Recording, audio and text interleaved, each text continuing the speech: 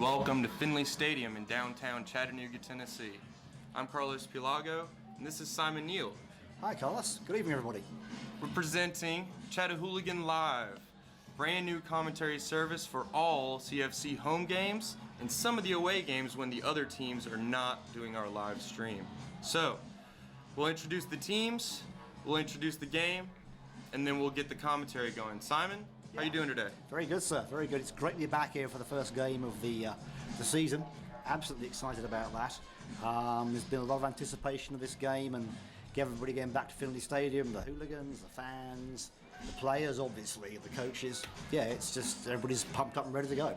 Exactly. We got both teams on the field right now. Reading United FC to our right, Chattanooga FC to our left. The boys will be wearing their home colors, which will be the yellow jersey, I believe. Is that what we're wearing tonight? They should be wearing the blue. They're going out in blue, but it may be the yellow because Reading are playing in white. Right. So all will be revealed shortly, as they say.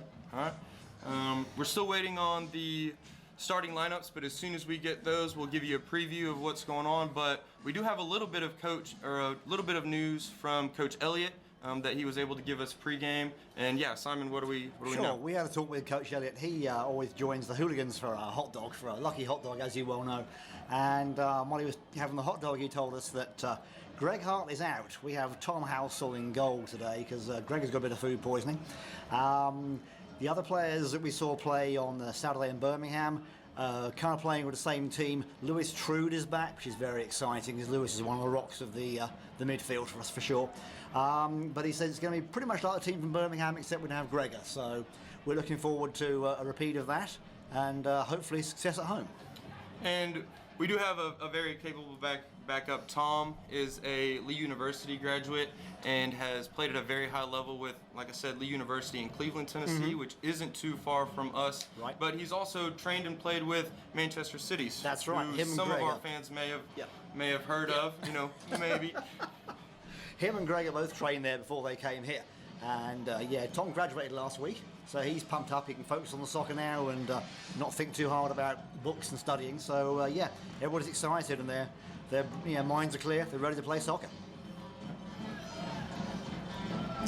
I don't know if you can hear in the background, we have the Chattanooga arriving. I'm not sure if the mic's picking it up or not, but it's quite a visual sight. We have a stream of people coming in, about at least 100 yards long, of supporters waving flags and banging drums. And these guys already add some colour to the game. They've evolved over the years, and I've been coming to the games pretty much since year dot when it started in 2009. It was about 10 of us, but each year it grows exponentially, and it's great because it's a friendly group. There's no dues or fees or clubs or cards to remember. You just show up and have a good time and bring a good atmosphere to the club. So it's really exciting the way it's grown. And so, they're on the way in now. Hopefully you can hear them coming. And they really are what makes the team get excited. And when they win things, when they get goals, they come over and celebrate with the Chattanooga. So it's very exciting when they come to the ground. And a lot of clubs wish they had support was quite like that. It's one of those things that I read on one of the blogs at the weekend, that this really is the gold standard of supporters groups. So it's something that we're very proud to have here in Chattanooga. As he said, they're coming into our left. We have huge flags. We've got that bright yellow jersey that stands out pretty much above anything in the stadium. They're about to march into the, what we would call Fort Finley. They're going to go into their supporter section. Is it 109? 109. Yeah, they're going to go down there, and we will hear them from the starting whistle until the end. They do not stop. And if not longer, they actually chant going out and coming in, and by the time they finish, they're like croaking old men, but they sound great either way. They're set up in 109. It's marked off for them now, and they have their large drum down there called Helga, which is a huge drum. And they actually played that at the Chattanooga Symphony a couple of weeks ago. They had a soccer evening, and Helga was on stage, which is pretty good to go from the sweaty stadium and the noise and the crowds here to something more formal like a symphony orchestra. But she did great. And that's one of the biggest things about the Chattahooligans and the CFC culture. Really, Chattanooga culture. We're inclusive. If you want to be involved, you can be involved. As Simon said, there's no dues. There's nothing that you have to do to be a Chattahooligan. All you have to do is wear the colors, come be excited, maybe bring a drum, maybe bring your voice, come get here, and really that's all that matters, is being excited about CFC and about what's going on here in Philly. Absolutely. So we've just been handed the starting lineups from both teams. We will bring those to you shortly as the Chattahooligans come in. I'm sure you can hear the bells and the drums, so we won't get the official stuff in right now, but we'll make sure that you get those before kickoff. We still got about 20 minutes here till kickoff. The teams will come out and do their customary lineup and walk out about 10 till, and then we'll do the national anthem and be ready to play.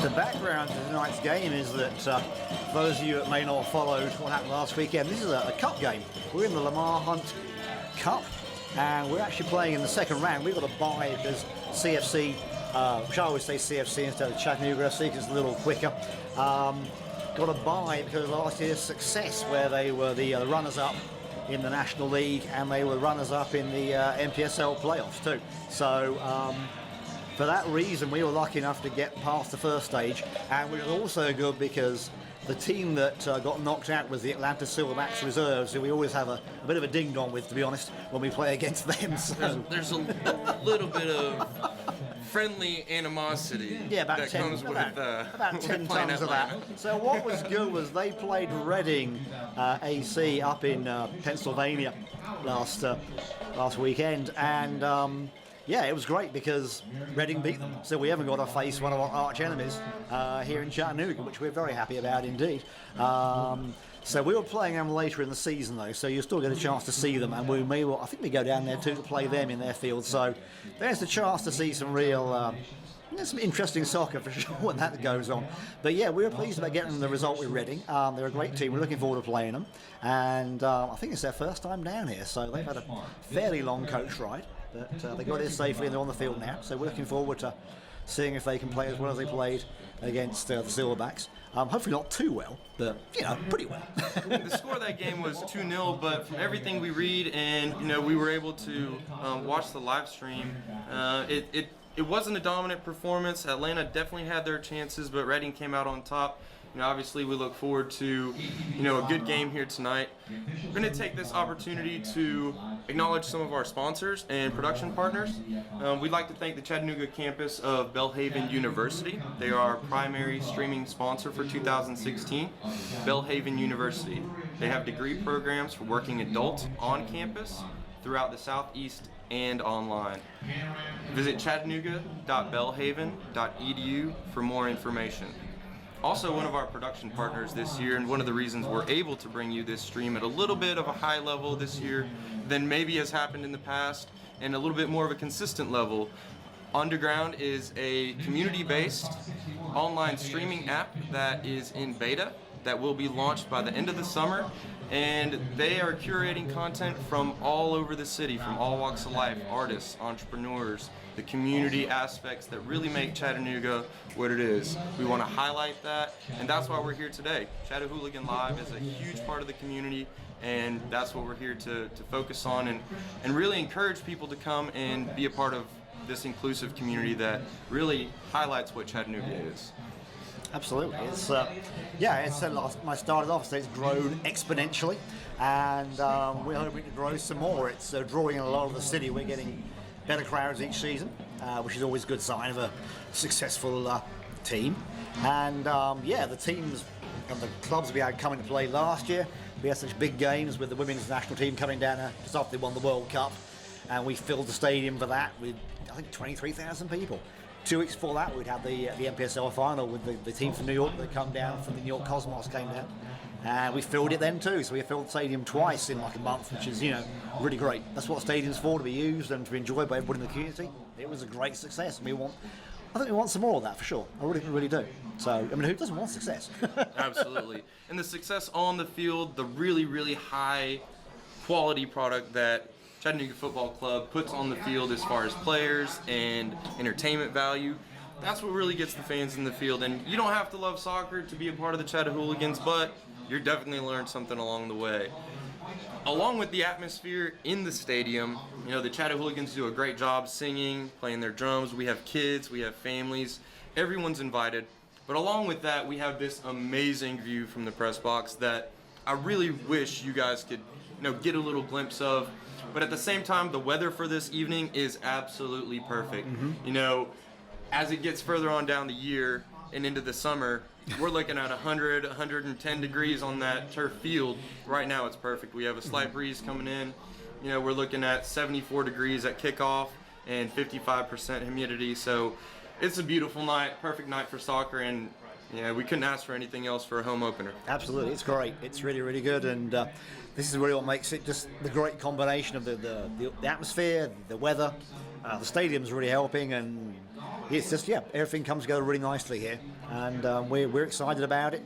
Like I said, first home game of the season, that's got to be exciting, and we're looking to continue last year's great success and entertaining soccer, and have some great moments, no doubt. Last year we had some great moments on and off the field with the fans, with the players, and we're hoping for more of those. Everybody's excited, and when they're excited they do things that are funny, and you know, they just get really into the game, and it just gets better and better. So yeah, if you haven't been before, this really is a great night out for the family. It's a lot of fun. A lot of people bring their kids. There's always a lot of kids play soccer in Chattanooga. I coach myself, so I know how many kids play soccer in Chattanooga. But if your kids are involved in soccer somewhere, they'd love this. This would be just so much fun for them to see it played at a high level, to see all the things the coaches talk about and say when you're trying to take a corner or a free kick or head the ball. This shows exactly how it should be done. So it's great for the kids in that aspect. Plus their friends are here. Yeah, it's got to be good. Well, the teams are starting to head back into the locker rooms. Seems like they're going to do their final preparations. We're about 12 minutes from kickoff. We'll go ahead and go over the starting lineups now, and then we'll do it again just after kickoff.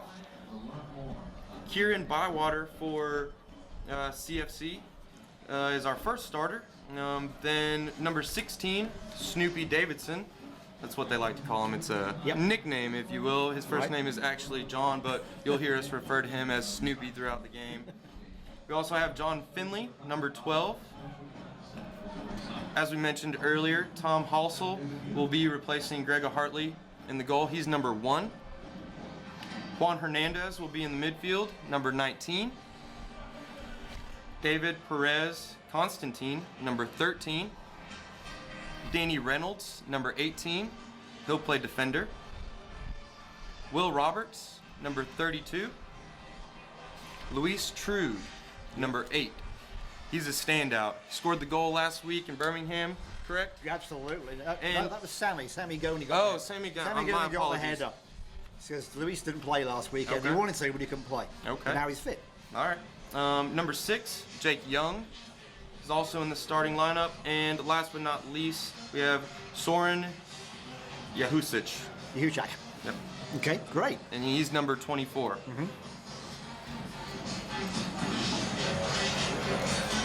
Now for the Reading United AC starters.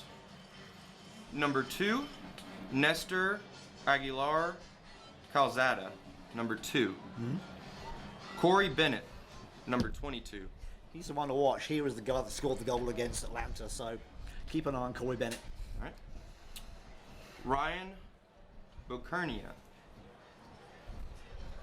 He's number 7 for Reading. Number 12, Brett Campbell. Number 15, William Campbell. Not sure if there's any relationship there, but we'll find out throughout the course of the game. Number 6, Kevin Carvalho. Number 10, Bradley Fountainman will be number 4. And Zachary Zandy, rounding out the Reading lineup, will be wearing number 8.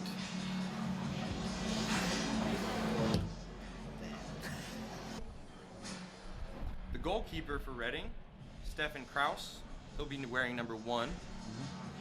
William McConnell, number 5. Charles Name. Together, I'm sure some of the players that were on the field the Atlanta game will be on the bench, so they'll get some more playing time, I'm sure. So see how they do after their long journey down. So as always, we want to take note of the coaching staff, and they play a large role in practices and getting the team set up, and then substitutions and. Okay.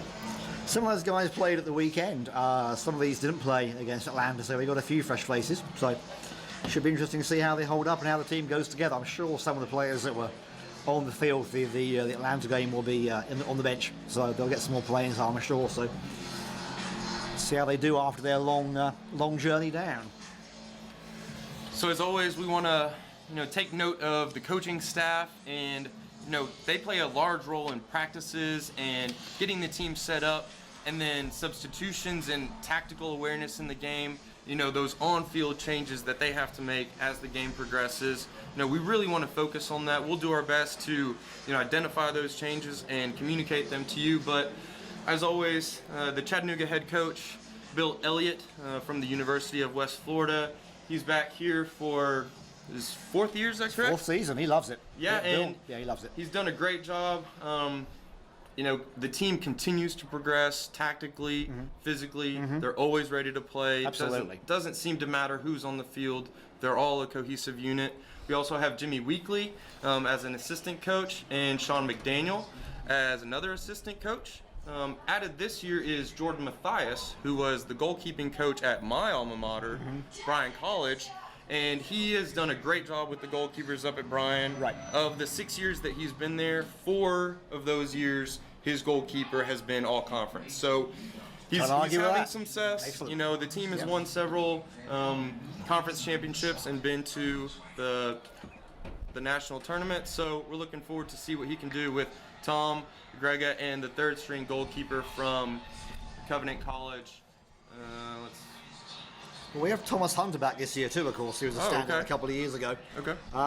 And the 3rd goalkeeper, I've got his name somewhere. Is Daniel Kubin. Daniel, that's from it. Covenant Daniel, College. I recognise the face, couldn't put a name in the face. That's one of the things that Chattanooga FC does a really, really great job of, is making sure that those local talent, in the player pool, we may not see them on the field, but these are guys who are training. They really want to get to the next level. Oh, yeah. And the only way to do that is to get this experience with the team. Right. So maybe we won't see Daniel on the field, but we're excited to have him. Again, he's a product of a local school, Covenant College, just about 20 minutes down the road. Great. That's great stuff, yeah. And this is one of the things we should also stress about this. This isn't just here for entertainment. CFC was starting really to give a springboard to a lot of young players. And it's been successful in that, certainly.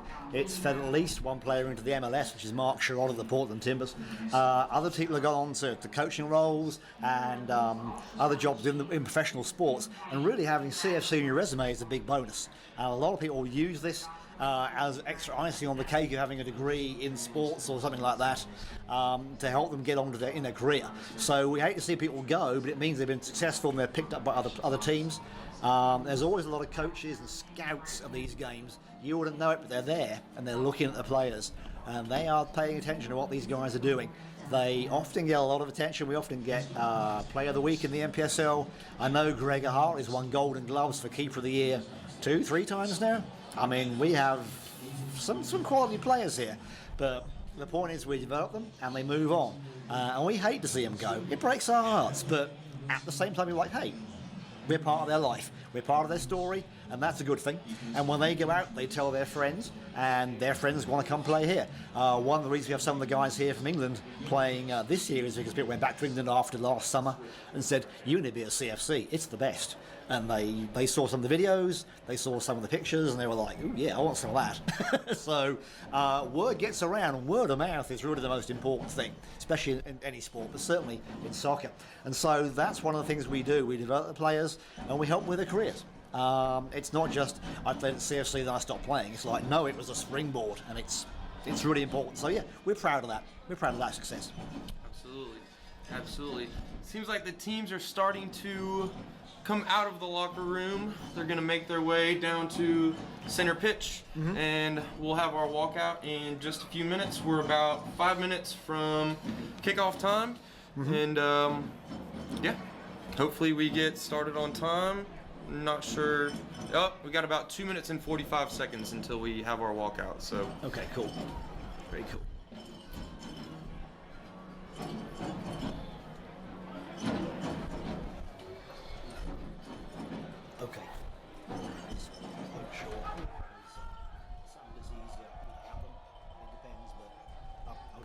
shot. Okay. Yeah, that's fine. Okay. I'll see how it goes. Those next time, they're like really good. Okay, thank you.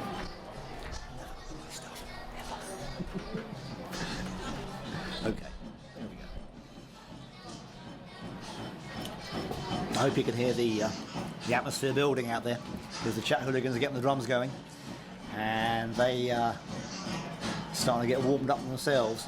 I think they're fueled by adult beverages, but I'm not certain on that. I'll have to check on that one later.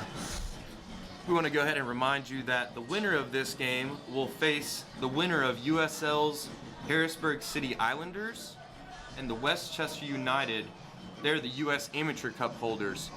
The winner of this game will go on to play them, and if CFC wins, Right. we will host them again. Absolutely. Right here in Yes, we Fort will. Finley. So Yes. fingers crossed we get the W tonight, and then we will keep you updated from the score of the Harrisburg City game versus Chester United, or Westchester United, I'm sorry, and keep you updated so that you know who's coming to play next week.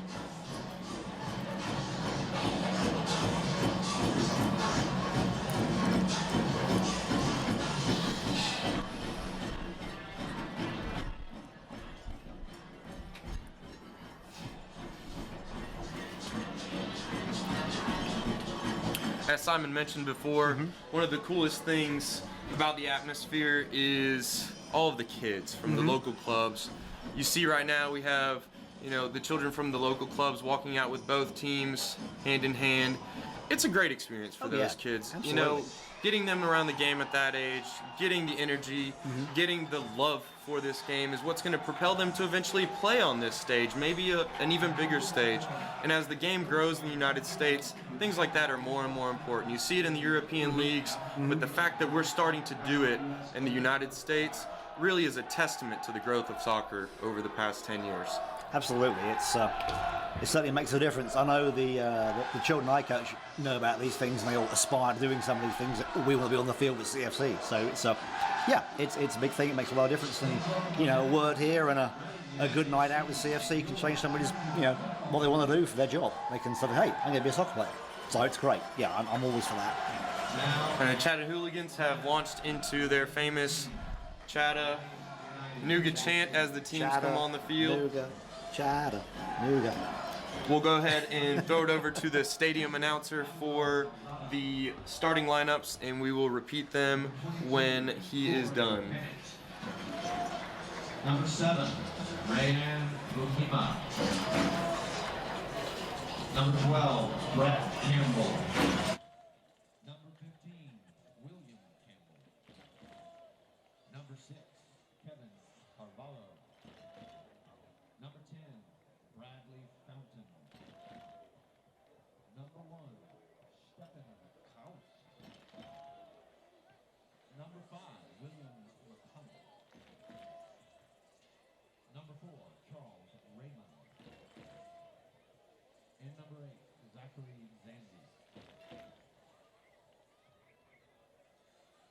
And now, for your Chattanooga football club. Number 15, Kevin Bywater. Number 16, John Snoopy Davidson. Number 12, John Finley. In goal tonight, number 1, Tom Halsall. Number 19, Juan Hernandez. Number 13, David Perez Constantine. Number 18, Danny Reynolds. Number 32, Will Roberts. Number 8, Louis Drew. Number 6, Jake Young. And number 24, Soren Uhacek.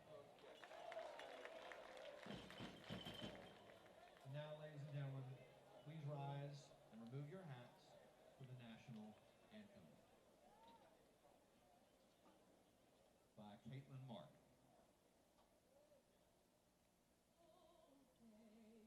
Can you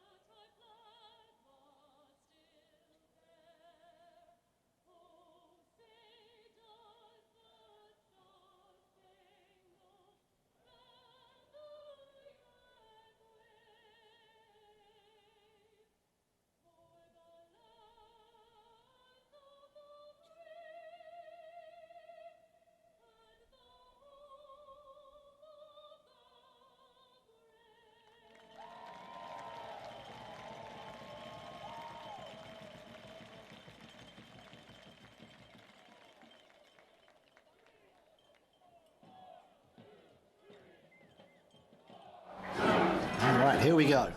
All right, for any who have not, or many who have just joined us for the live stream, we want to welcome you. We are here at Finley Stadium for U.S. Open contest between Chattanooga Football Club and Reading United FC. Alongside me is Simon Neal. Hey guys, hello. My name is Carlos Pilago, and we are here with Chattanooga Live. Kickoff, about a minute away. We're doing the coin toss with the referees at midfield.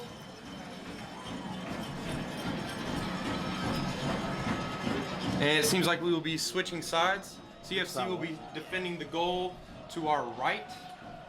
Reading will be defending the goal to our left. And we'll go over the starting lineups again, just in case you weren't able to catch them as the stadium announcer put them out, or if you weren't around when we said them earlier.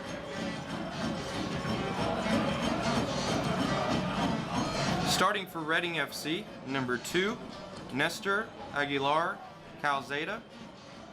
Corey Bennett, number 22. Number 7, Ryan Boquinia. Number 12, Brett Campbell. Number 15, William Campbell. Number 6, Kevin Carvalho. Number 10, Bradley Fountain. Number 1, and the goalkeeper for Reading, Stephen Kraus. Number 5, William McConnell. Number 4, Charles Raymond. And lastly, number 8, Zachary Zandy. And now for your Chattanooga FC starting lineup. Number 14, Kieran Bywater. Number 16, John Snoopy Davidson. Number 12, John Finley. Number 1, Tom Halsell. He's the goalkeeper for Chattanooga Football Club this evening. Number 19, Juan Hernandez. Number 13, David Perez Constantine. Number 18, Danny Reynolds. Number 32, Will Roberts. Number 8, Luis Trude. Number 6, Jake Young. And number 24, Soren Juhasic. Okay, and we're off, thank you, Carlos. I think for that rundown, we've just kicked off, and CFC are playing in the yellow shirts with the blue shorts, and Reading are playing in white, again, their away colours. So, as you can see, not too much of a clash of the colours, which is good, and everybody's looking very lively at the moment. CFC are pushing Reading off for a quick throw-in.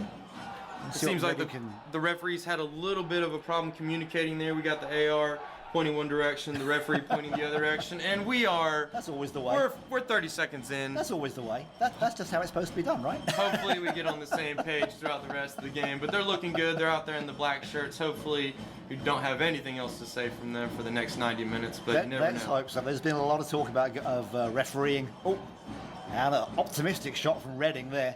A little wide of the post, but a little bit too far out to have a lot of power behind it. I don't think Tommy Halsell was too worried about that one.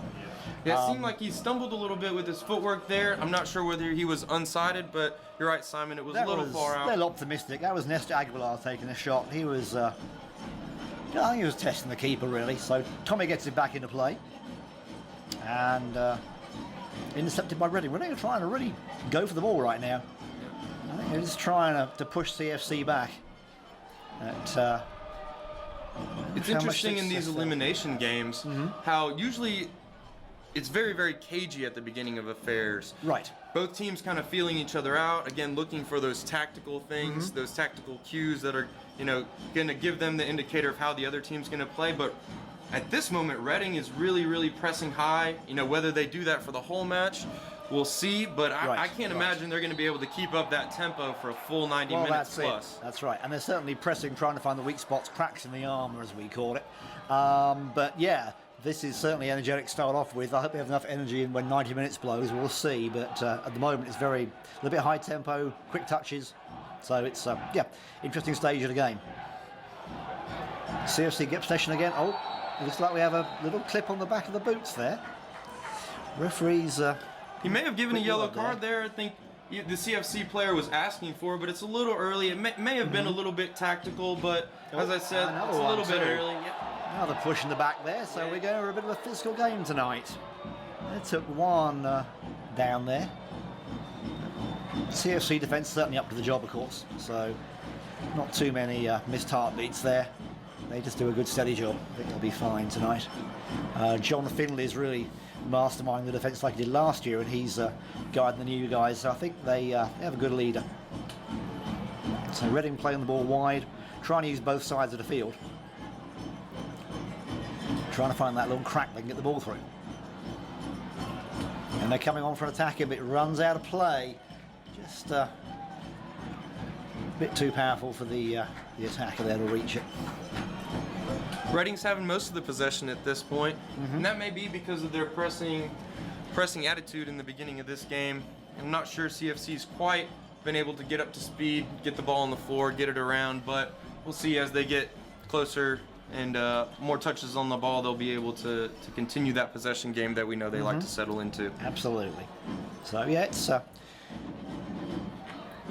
kind of one of those early season games. People are still finding each other out there, doing the probing, see what they can do. So Reading possession, taken away by Chattanooga, back to Reading. It's going to be, I think it's going to be a lot of that. Yep. Give and go, give and take. So nice little touch there. Yeah. But yeah, there's a lot of people in a small area. It's really hard to get the space to make the moves you want to make. Sometimes there's a lot of players in a small area, and CFC defending very nicely. It was a great challenge. No problem there, nice clean challenge.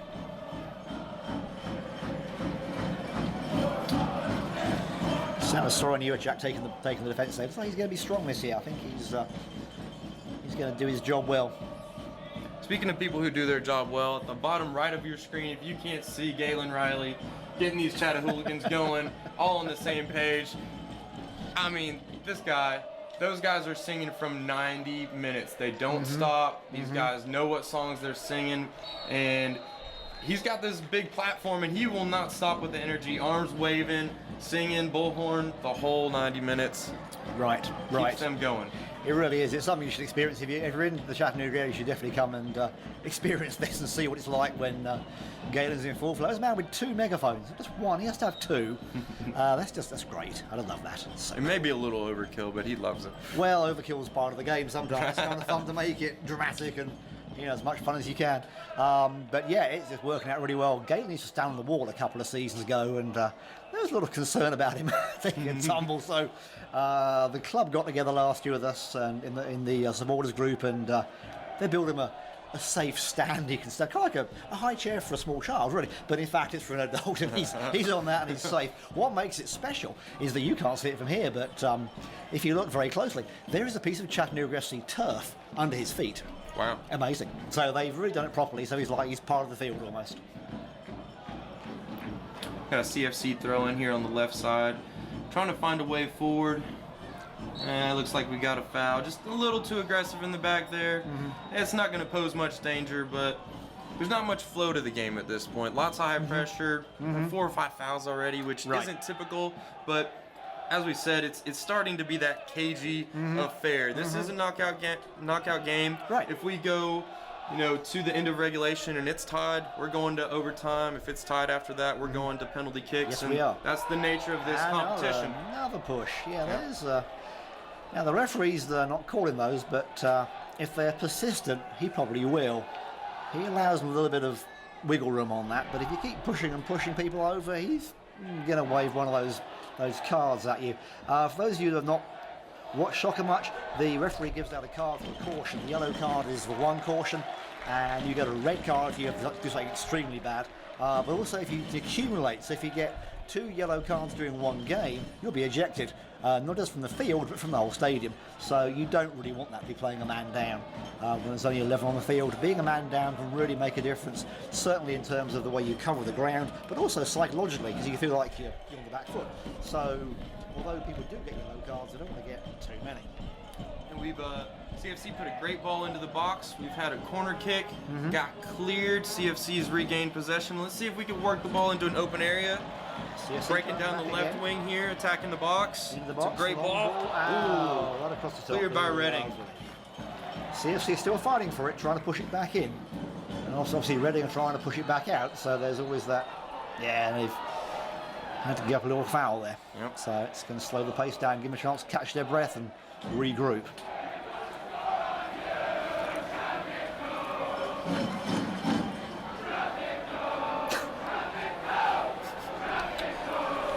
If you can hear the Chattanooga, they're taunting the Reading goalkeeper Stefan Kraus and calling him traffic cone, which is fairly friendly. I mean, they could call him something else, but they're calling him that. But they often pick out an attribute of the goalkeeper depending on what colour shirt he's wearing, and like to taunt him a little bit. I know he can hear that, even though it's across the field, so I know he hears it. While we have a little bit of a break in action, throw in for Reading down in the corner, we would like to thank our primary streaming sponsor, Belhaven University, and the Chattanooga campus. They offer degree programs for working adults, both online and on campus, through Belhaven University. Visit chattanooga.belhaven.edu to learn more about their programs. We'd also like to remind you of YouTube's DVR feature. Most viewers can pause the action, rewind. Maybe you missed something we said, maybe you wanted to go back, maybe you want to replay that awesome goal that we're going to score here in about 10 minutes. You're going to want to replay that. Oh yeah. You can then hit the go live button. It'll take you back exactly where we are in the game. If you'd like to play it out normal, you can, and it'll catch up eventually, but we would like to remind you of that feature in case you want to review any of the action. We've had a little bit of possession by Reading, and then CFC has played the ball out for a corner kick. We're getting that set up from the far side of the field. Right, there was a deflection of one of the defenders there, and wasn't sure how clear it was a deflection or not, so Tommy Horse let it go, but actually it ends up giving away a corner, which is not what you want to do, but it does happen. So Reading going to take the first corner of the game. And played it short. And the referee stopped it. And there was pushing in the box. There's always pushing in the box. Yeah, that's true. So what's the difference, Simon, in your opinion, between a time where the referee might let this go, or now when he's taken the opportunity to stop it before play started? What he's doing early on, he's trying to make sure he knows that he's watching them and that he's not going to tolerate them doing that. So they get the message that, yes, I'm in control of this game, and that, you aren't going to get away with stuff like that. Corner So came Reading in. trying to lob it in from the rebound, and it's gone out. So yeah, again, not trying too hard, just lobbing it optimistic, pushing it back in the box, but no one was there to really do something with that. Again, this is still part of the probing of the first 10-15 minutes of the game, so they haven't really tested either keeper just yet. I'm looking forward to seeing both keepers in action and seeing just how far they can stretch to save the ball. But at the moment, it's still a little bit of give and go. So to throw to Reading, again on the side nearest the crowd. So they're. I think the referee's given a free kick, another opportunity to put the ball in the box. There was a touch on that on his. He's clipped him. In a cagey game like this, the difference may be a set piece. Right. So giving away these fouls in danger areas, Well, that's it. where they can put the ball in the box, is something CFC doesn't want to do. We don't want to give them any more opportunities to score than they're Well, already going that's to it, have. because a lot of clubs rehearse their what we call a set piece, like a free kick or something, and they have a predetermined drill they follow, and if they get a chance to do it where things are just right, it can lead to a goal. So yeah, you don't want to give those away. So we're still playing pretty much in the central third of the field right now. Reading is certainly trying to go for the attack, but CFC are up to the job for sure. So no exciting drama. Good tackle in the box there. Nice clean tackle. You really have to measure those perfectly, because if you get it wrong, it's a penalty kick. Absolutely. It's a shot straight at the goalkeeper, and that's something, again, CFC doesn't want to give away those opportunities, but with a good, hard, strong tackle, clean, no problem there. No clamor by the Reading player, so he wasn't trying to get the penalty kick. No dive either. There was contact, but a good, hard, strong challenge. And, Right. and we move up the field now. Right.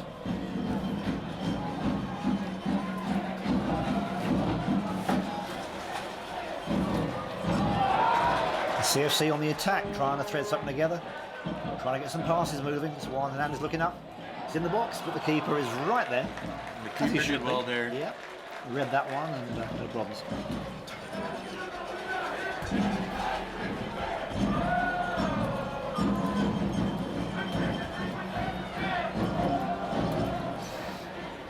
We have a good crowd tonight, Carlos, for a midweek game on a Wednesday. I'd say we're probably nudging 2,000 people, maybe. So it's pretty good.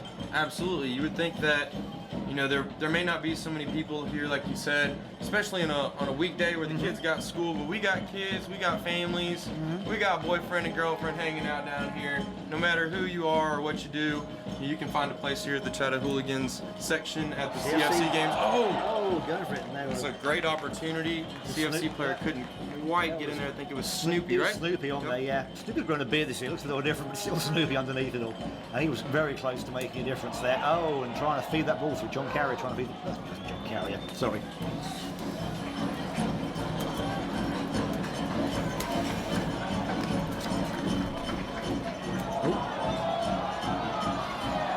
A little contact there, but they're not giving a foul.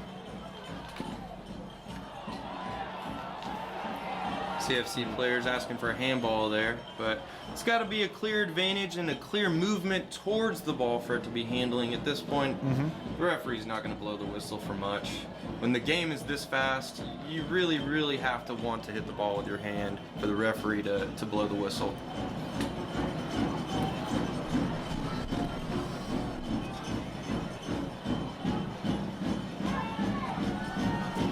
Reading's got a little spell of possession here. Just trying to make CFC work. Trying to move the ball around. Trying to get that move going, that give and go, a touch to one touch, trying to turn, but they're crowded out there. Yeah. CFC break the attack down there and reset Reading and get them back in a good position. They're just pushing it back outside the box. Yeah, Reading trying to work something, but again, CFC break them down. It's what we've seen a lot. Another opportunistic shot just slides wide of the goal. So certainly Reading are getting the shot count in, but the goals are still lacking.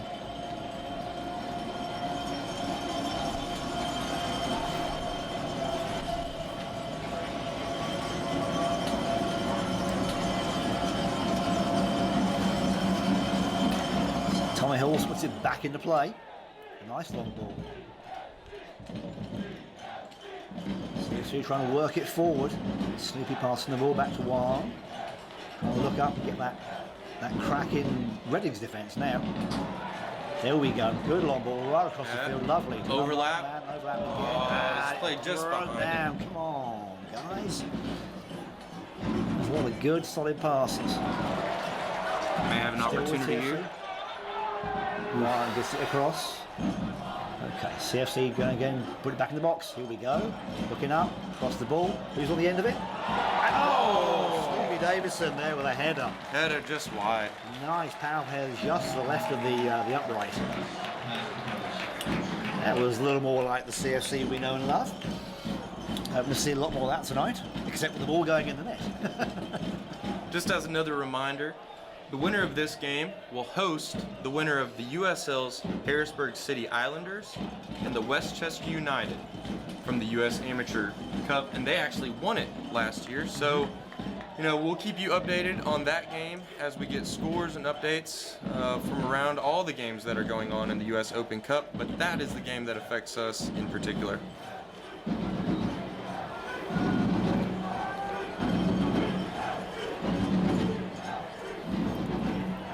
And as at home you can see there's two different coaching styles going on here. Two are Bill Elliott sitting on the bench and making notes of what the players are doing, and the coach of Reading is leaping around in his box and getting very energetic, as if he was almost playing the game himself. So two rather different styles of management there. Well, it's almost a similarity to his team. Right. They've come out the gates, they're pressing hard, they're Right. very emotional. Right. We just wonder if he's going to be able to keep that up for Well, now. that's it. That's exactly it. And it's great to start off with lots of energy and bounce, and but it's a long game. It's 90 minutes and 2 halves of 45, and yeah, a lot can happen. And we've seen a lot of mistakes. Certainly do. Carlos and I are both watching a lot of soft. Oh, CFC are breaking. Snoopy's away. Feeds it through. Can we get a shot in? Can we get a shot? Come on. Oh, CFC there was pushed an wide. opportunity there. An opportunity, but the defence in Reading was good and they pushed him away. So CFC let the ball run out for a corner. That gives them an advantage of their first corner. No, the second corner of the game. I just think if he would have been able to take a touch out of his feet and just take the chance. Absolutely. You know, oftentimes we see people setting up for that perfect shot, that perfect goal, That's and it. sometimes you just got to shoot. You just got to let it go sometimes, just have a shot. Yeah, I agree. And we set in all kinds of games, trying to get it absolutely lined up. It's just sometimes you just let it go. Just hit it.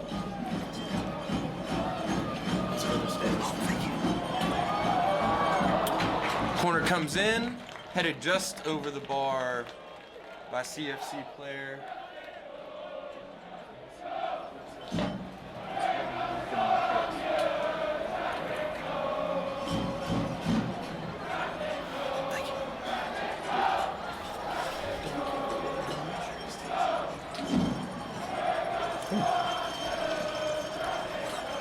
It's like Harrisburg are 1-up over their opponents.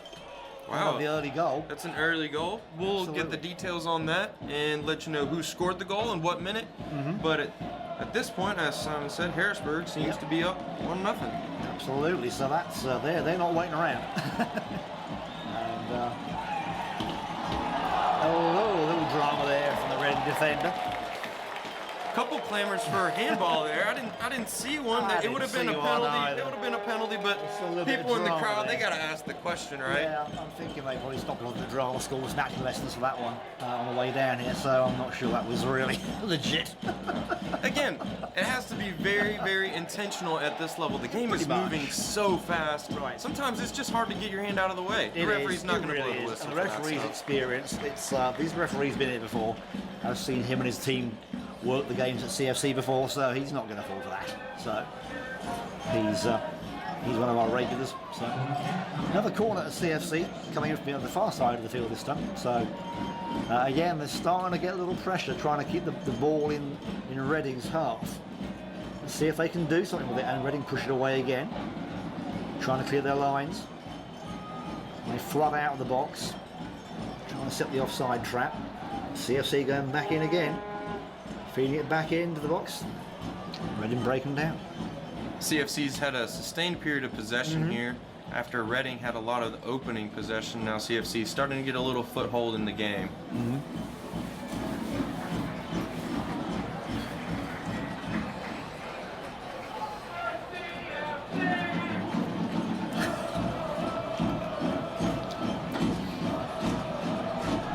I think while we've been talking, Carlos, the size of the Chattanooga has doubled. A lot of people have come in late, either from work or other things, and they've suddenly got twice as large. They may have been slowly moseying on over They from may have been. Chattanooga Brewing Company. That's possible. That's a possibility, yes. So we're in the 19th minute of the game between Harrisburg City and Westchester United. Again, the score in that game is 1-0 Harrisburg City. Trying to find the details of that goal for you so that we can keep you up to date. But again, the winner of this game will host the winner of Harrisburg City and Westchester United. So we'll be keeping you up to date with that game all Absolutely. evening long. We'll need about 6 pairs of eyes to keep track of all these things, but we'll be doing that for you. Shouldn't be a problem.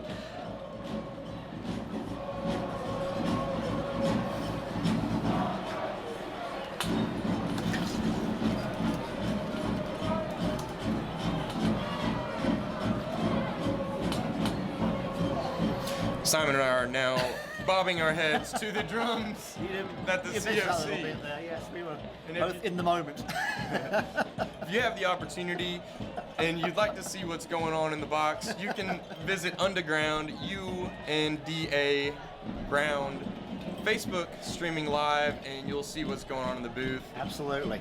It's not nearly as entertaining as what's going on Oh, on the good field, Lord. but you might get a nice laugh from what we're doing up here.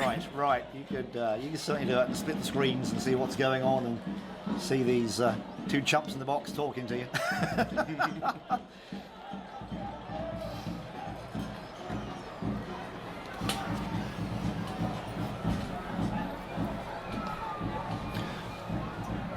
Seems like it's gotten a little frenetic, Simon. Not It has. not much possession, just long balls, There's a quick lot changes of possession. A lot of activity and not much coming out of it.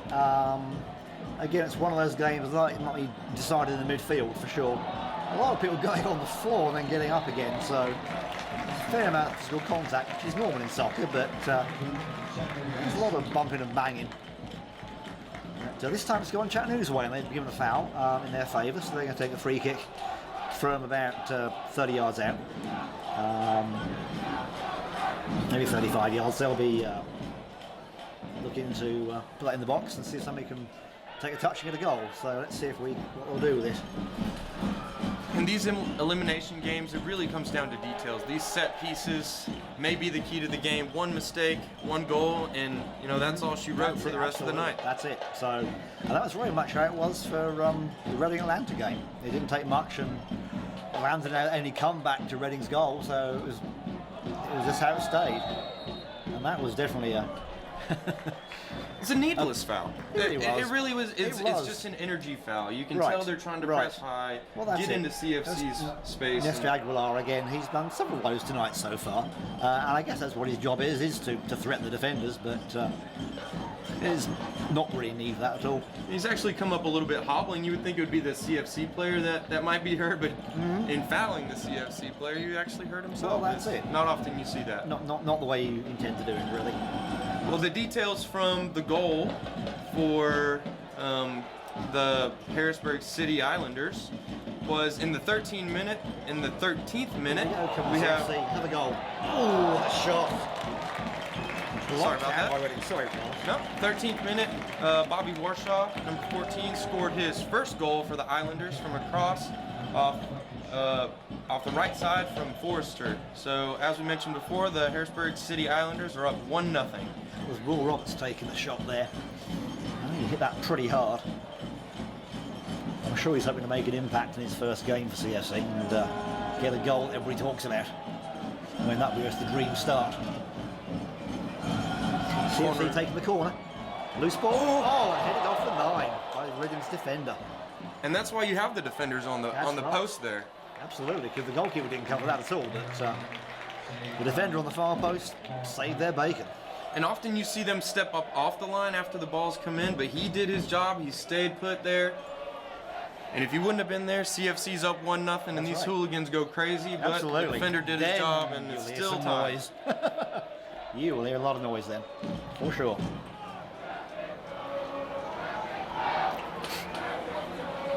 And the hooligans talking to the keeper again.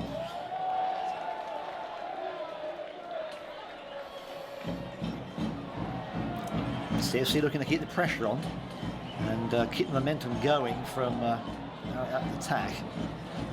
Reading are trying to come through. Right into the far corner, dispossessed.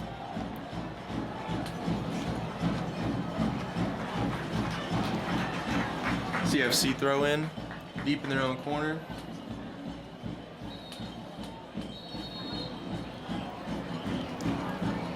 Referee stopping play for a second. Had him burn the whistle there. May have some blood or something going on. Could be. He's having a word. I think two of these players are having a little off the ball issue, and he's telling them that's not acceptable.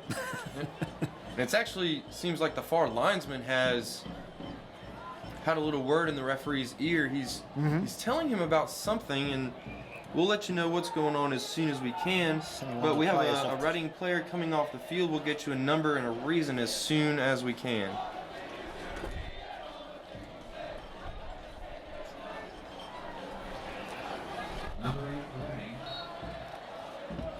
Yeah, giving some medical attention. Oh, he has, yes, now we can see it. Now he's turned around. He has a large bloody spot in his shorts. So, yeah, it does need attention. So, I'm not sure what happened to him there.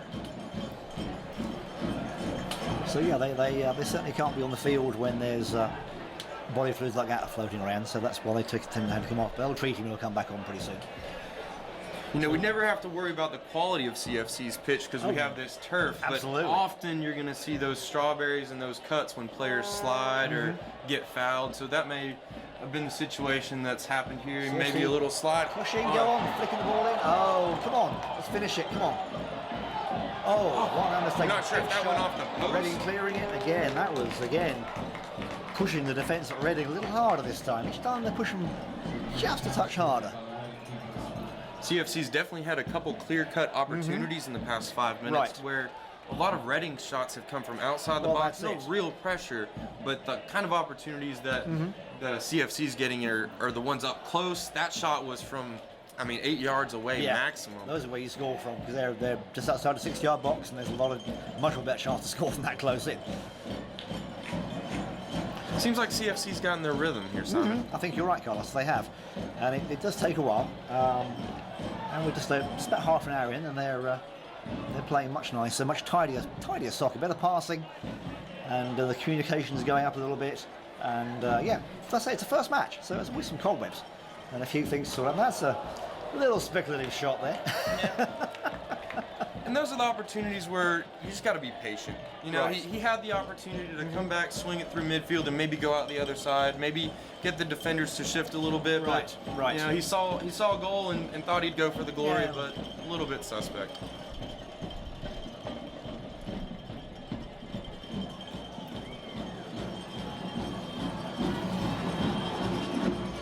Back into play with Reading. Reading flick it on, but CFC are there to clean up again. So that's better than they were doing to start off with. Those balls are bobbling around, and now they're just taking control of them. So that is definitely shows the rhythm is coming along, and they're getting in the groove. So we're good there.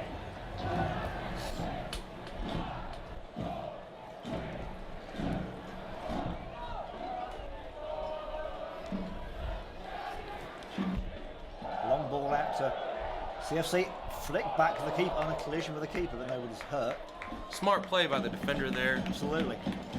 You can play the ball back to the goalkeeper, and he can pick it up with anything but your feet. So the Reading defender there played the ball back with his head, so the goalkeeper was more than willing to come and collect the ball. A CFC player ran into him a little Right, bit, but the referee could have blown his whistle there, chose to play advantage. The referee, or the goalkeeper having the ball in his hand is almost always going to be more of an advantage than kicking the ball off the floor. Absolutely. But Wood obviously showing some aggression here too, and he's certainly not giving the keeper an easy ride.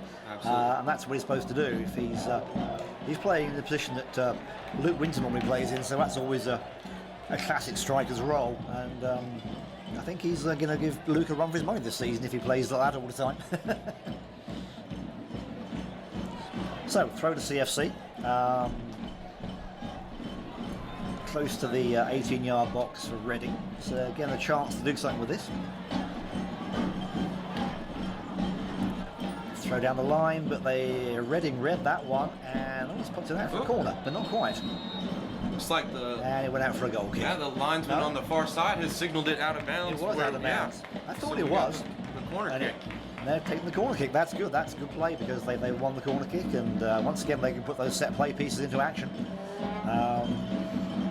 And they certainly have more corners than Reading have in this match, and they're using them well too. So let's see what we can do here. If they can do something with this, take the lead. And it's Not like that though, unfortunately. You know, with these set pieces, you really look for a little bit of quality, and now these players might give a brilliant ball later on in the season and Right. be in rhythm, but as we've mentioned several times, this is only the second game of the year. It's the first home game. They're not quite in rhythm. 9 out of 10 times you see a much more quality ball into the box Right, than that right. one, but Right. you know, CFC played the scrimmage last weekend, which a lot of the fans came to see. That was like the yellow team against the blue team, but it wasn't the same as playing a real opponent who really wants to win. So it was good for practice. It was good scrimmaging, but this is the real deal. This is what cheap we love. giveaway. Reading on the attack now, trying to make something of it, and bundled away and very well defended. And gives a goal kick to CFC. That could have gone the other way and given away a corner, but it was a nice piece of defending.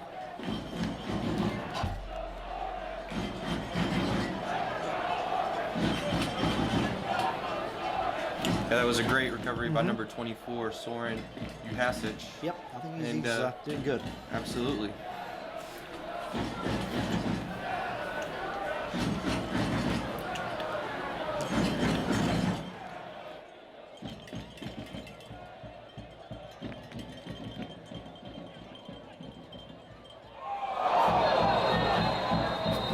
Hard foul by a CFC player down in the right corner. May see the referee give a little talking to, maybe I a think caution. so. Yeah, that was I think he's just letting him know he's not going to get past him. If he keeps trying to do that, he's going to say, yeah, I'm here and you will not get past me. I will say the referee's done a really good job of keeping the cards in his pocket. You've seen him talk to a couple players. Right. And this early in the game, when the game has the potential to go 120 minutes, you don't want to start giving cards in the first 5 minutes. So I think the referee has done a really, really good job telling the players what they can and can't do in this match. Right. But he's not just giving cards willy-nilly. Not yet. No, he's not doing that. And he's certainly unobtrusive, which is good too. It's a free kick for Reading. They've rehearsed this one and they go, no, pushed out again. Not cleared properly though. There's still potential to have a problem, but no, CFC are away and they've cleared it nicely. A long ball to Will. But again, Reading interrupt that one and head possession back. Now, Simon, we've seen several free kicks. We've seen several corner kicks. We have. Talk to me a little bit about what goes on in the box. You know, what's it like when you're in there trying to score a goal or you're trying to get the ball clear? What is it like?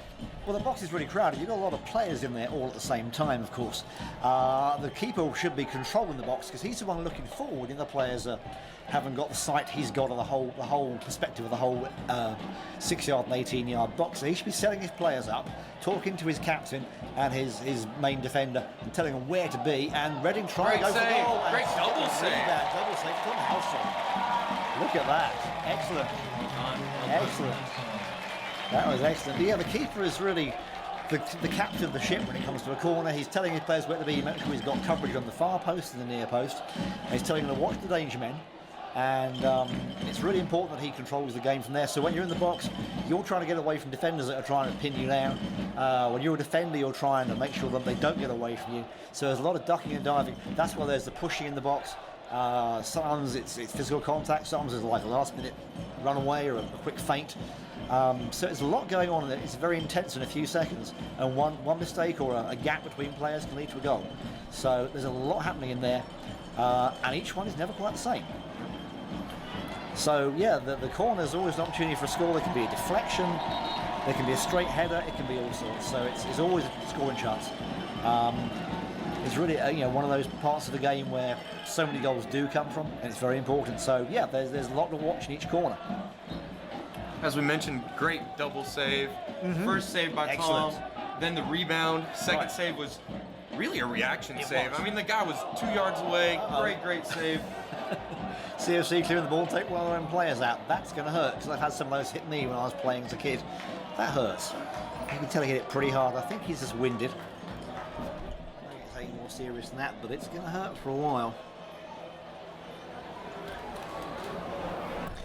It was Kieran Bywater took that, the full force of that, from about 5 yards away. And trust me, those balls are pumped up high, and these guys have got strong legs, so he's going to feel that for a little while if he walks it off.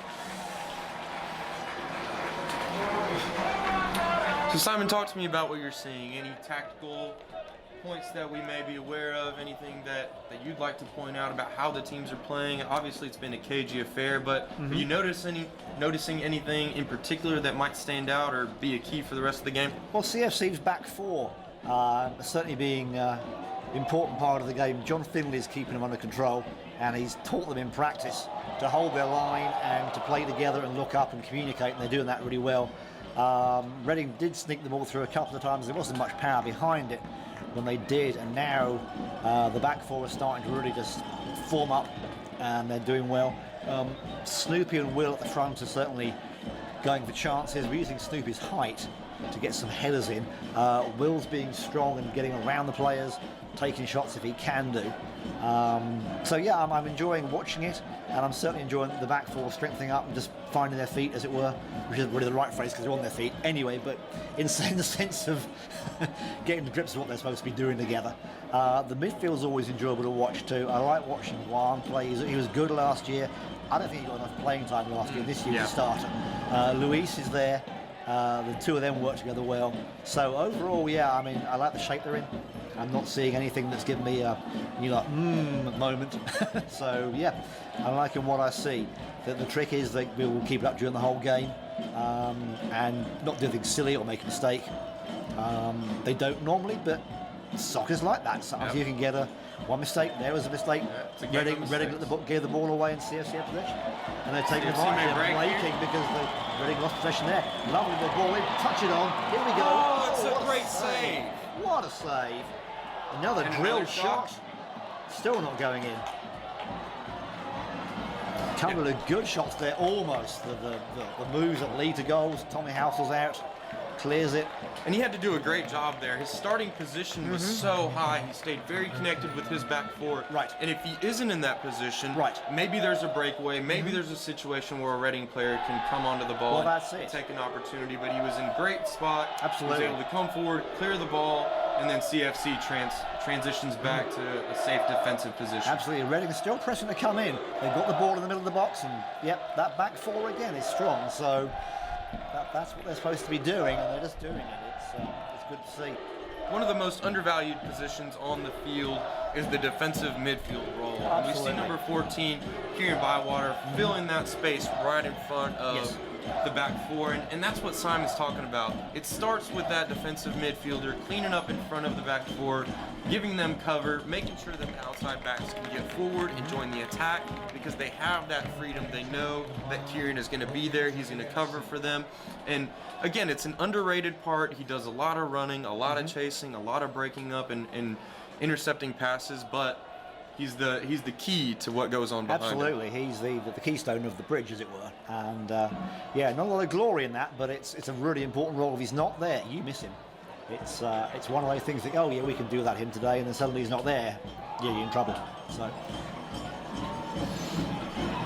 We're starting to see Juan Hernandez, number 19, have a little bit more effect on the game. He's getting the ball at his feet. He's trying these little through balls to strike partners and other midfielders, and we see him starting to create these opportunities. The more we can Right. get the ball at his feet, the attacking midfielder's feet, the more success we're going to find with our strikers, I think. I think you're right. And Juan's got the eye for the ball, and he's always looking up for an opportunity to set somebody off, to set them running.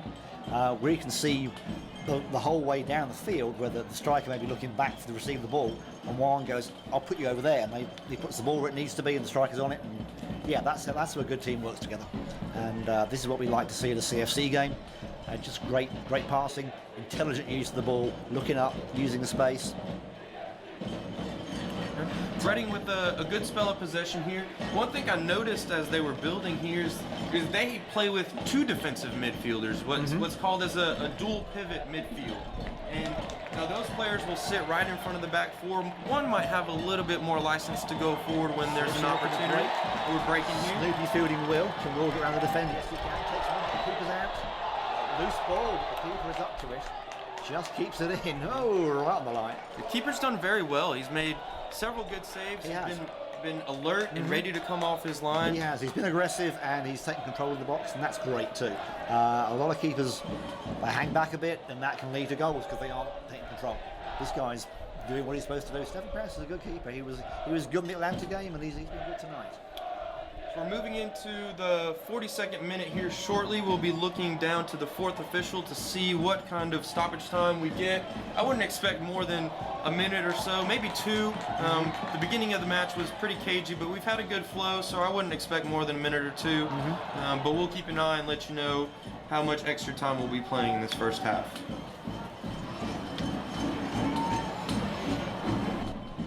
Reading and trying to string the attack together. They're looking up, passing, but trying to bring it forward. Each pass a little further forward. CFC breaking it up. But giving it away again, which is defeats the purpose. And that was a very sloppy pass. It really was. Ooh. Yeah, That's tough out. here. That's tough. No, that was out. Yeah. He trod on the ball to keep it in, but it was out. Yeah, and we see this every once in a while. And again, we've mentioned it several times. It may be a lack of rhythm, a lack of cohesion. Again, most of these players don't see each other for 9 months out of the year, and then they come together and they're expected to play at this extremely high level. Right. That doesn't always happen immediately. Right. It looks like we may have a substitution. I think we do. Number 8, who came off the field earlier for Reading with some blood, has come off again, and number 17 Zachary Zandy. has taken who his got place got in what seems like got hurt. one of those defensive midfield positions we were talking about I think earlier. we're seeing a like-for-like change there. I don't think we're seeing anything else just yet.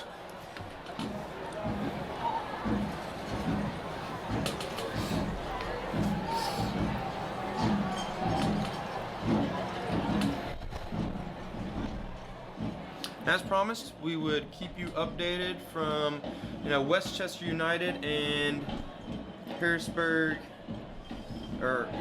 City. And in the 40th minute of that game, it is still 1-0 Harrisburg. CFC trying to break now. Going the long ball down the line. That's a nice ball. Lots of space down here. Lots of space crossed into the box. Oh, and that's just gone behind the goal. Too bad. That was going to be a good chance there. And that's an opportunity for a really high quality ball. And again, these guys have only been playing together for a couple of weeks. That's it. And we'll see the quality start to come out a little bit more. Yeah, Daniel Reynolds wasn't really on that one. He was in the right position and just kind of leant back a bit too far. But I think he will learn from that and he'll regret that and go, yeah, I'm going to do better next time. So back into play from Reading. We got the last couple of minutes of the first half winding down. This is a great time to score a goal. Right at the end of the first half, you go in 1-up at half-time. It's psychological. It's a great time to score a first goal. It really does create a lot of momentum. You score a goal, put the other team on the back foot right before the rest period. It changes everything the coach has to say. It really does. And they've got 15 minutes to think about it, so that's even more psychological. So CFC are pushing up again, coming down this left side again. See, I would have liked to see looking up, us Danny, exploit that 2v1 deep there. into the box. That was a Reading great pushing ball. it out, but a sprint to a CFC play. Can we get a shot in? And only as far as the scoreboard. So a little optimistic to hit a volley from there.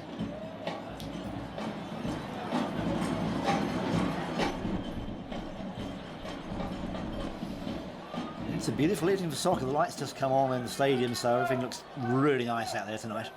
We've got nice skies, and it's just a great view of Chattanooga.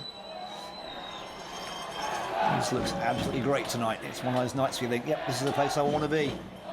Watching soccer in CFC is just as good as it gets. And as always, we'd like to thank our main streaming sponsor, Belhaven University.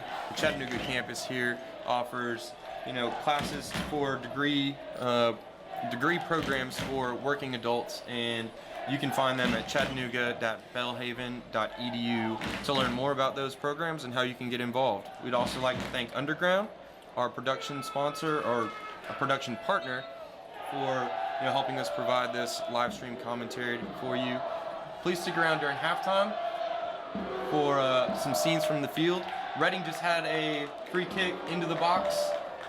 Nothing really came of it. CFC was able to clear it away with relative ease, but now Reading have another opportunity with the throw in here about halfway down the right sideline. And right in front of the Chattanooga, which is a rather noisy place to take a throw because it's very distracting when they're yelling at you. We're now into extra time. I didn't see a signal from the fourth official. Did you, Simon? I did not, Carlos. I don't think there'll be a whole lot of anything really because there wasn't much stoppage. It's been a clean flowing game. And it's been how soccer should be really. There's been a lot of stoppage time, no messing around. No delays. So a nice that flick was a great turn, great play. Here's John Finley coming down the outside. Is he going to shoot? Is he going to flick it in? We're going to touch the ball in. Oh! Right across the front of the goal. Can you believe it? That's what we've been talking about, a goal there. Wow, what a break by CFC. Almost touched it in. It wouldn't have taken much pressure to play on the back of the net. I will say the referee did a great job playing advantage. There was a foul in the middle of the field, but you saw him with his hands up extended, yelling, play on. Right, CFC putting it back in the box. Can we get something out of this? And again, it's just out behind the goal. But CFC are putting the pressure on, and they're letting everybody know they're knocking on that door. So it's half-time. It's been a good first half, Carlos. Absolutely. I think we started out a little cagey, but CFC started to find their flow towards the middle of that first half. I think Reading had some opportunities, but mostly from outside of the box. The real good chances, except for that one where Tom made those two great saves on the right side of the 6-yard box. It's really been CFC with the clear-cut chances. Pretty much. I think you're quite right. That's a good analysis of this. So before we go to the half-time break, we'll just say a quick hello to the folks in England who are listening. I know there's some folks in the northwest of the country who are listening to me, and they know me. I won't name names, but it's good to have you listening, folks. I know there are also fans around the world, believe it or not, listening to this. So it's good to have you along. Stick around for the second half. We'll talk to you guys in about 15 minutes. Have a good time, get a beer, get some water. See you in a little bit. Go put the kettle on, have a cup of tea. We'll be back.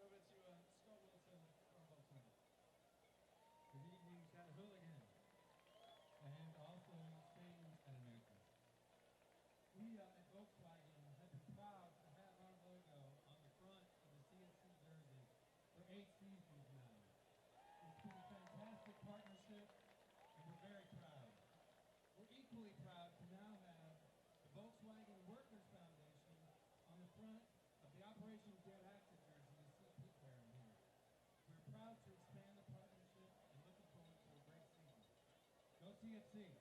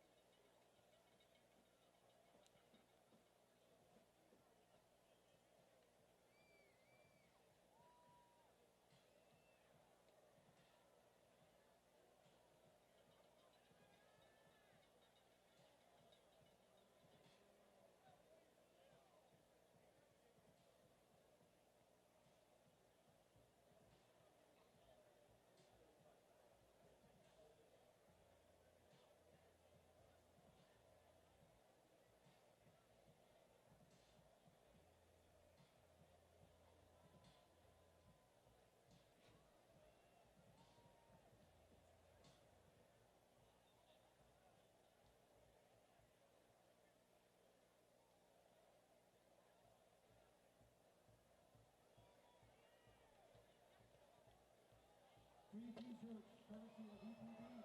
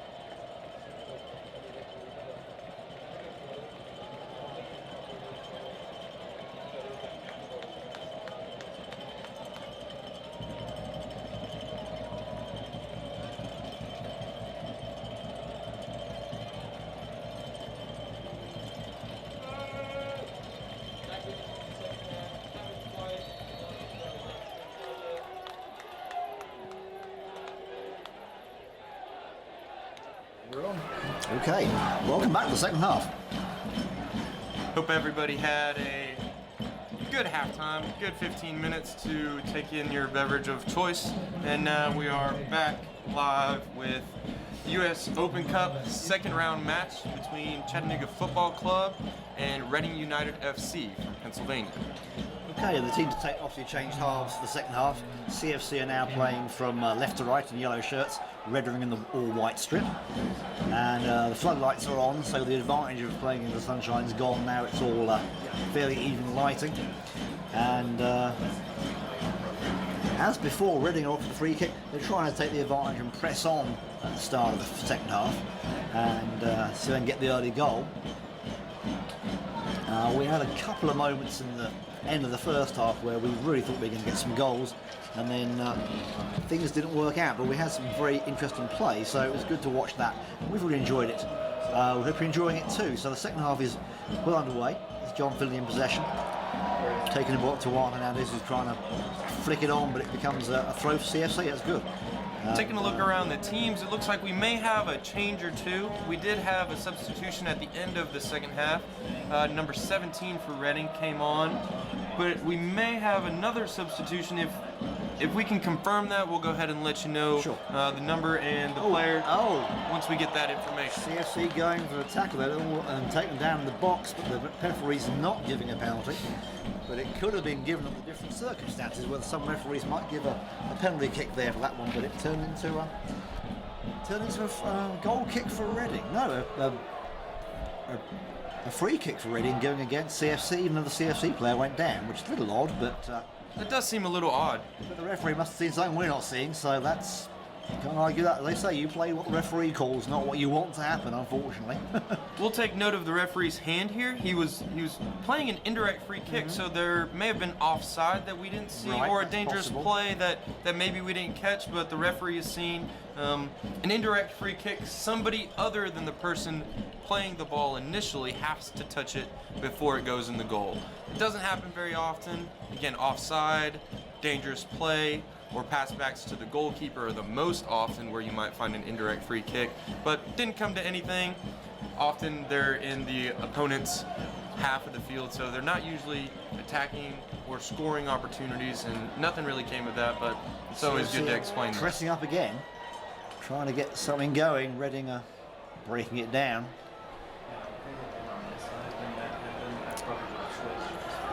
And then there's flicking it on, but nothing coming up. Yes. Trying to get, here we go, CFC breaking on the right hand side. Can we bring the ball in? Can we make a shot? Loose ball going for the shot and deflected out strongly by Reading, but it's going to bobble out into a throw. It's important to note that Stefan Kraus, the goalkeeper for Reading, had an exceptional first half. Several really good saves to keep CFC out of the back of the net. Tom Halsell had 2 really good saves in quick succession for CFC, but most of the clear-cut chances. The header there. Free space, and Will Bennett taking the header, but nothing coming of it again. Sorry, Will Roberts taking the header there. And yeah, that could have been dangerous. But Will Roberts and Sleepy Davison are certainly making themselves known to the defence at Reading. They're reminding him, saying, hey guys, we're right here.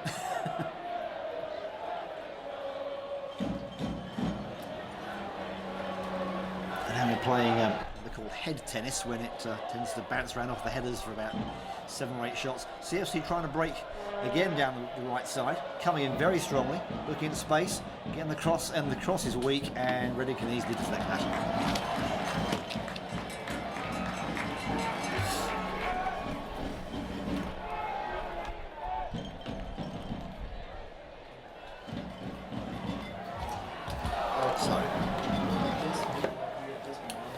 We do have a couple substitutions. Number 13 for CFC, David Perez, has entered the lineup at halftime. Seems like he's playing out here on the right side of midfield. They may be playing a midfield diamond or a flat midfield with an outside right midfield position. Not quite sure which one of those positions he's taken up, but he's definitely playing off the right side of this midfield floor.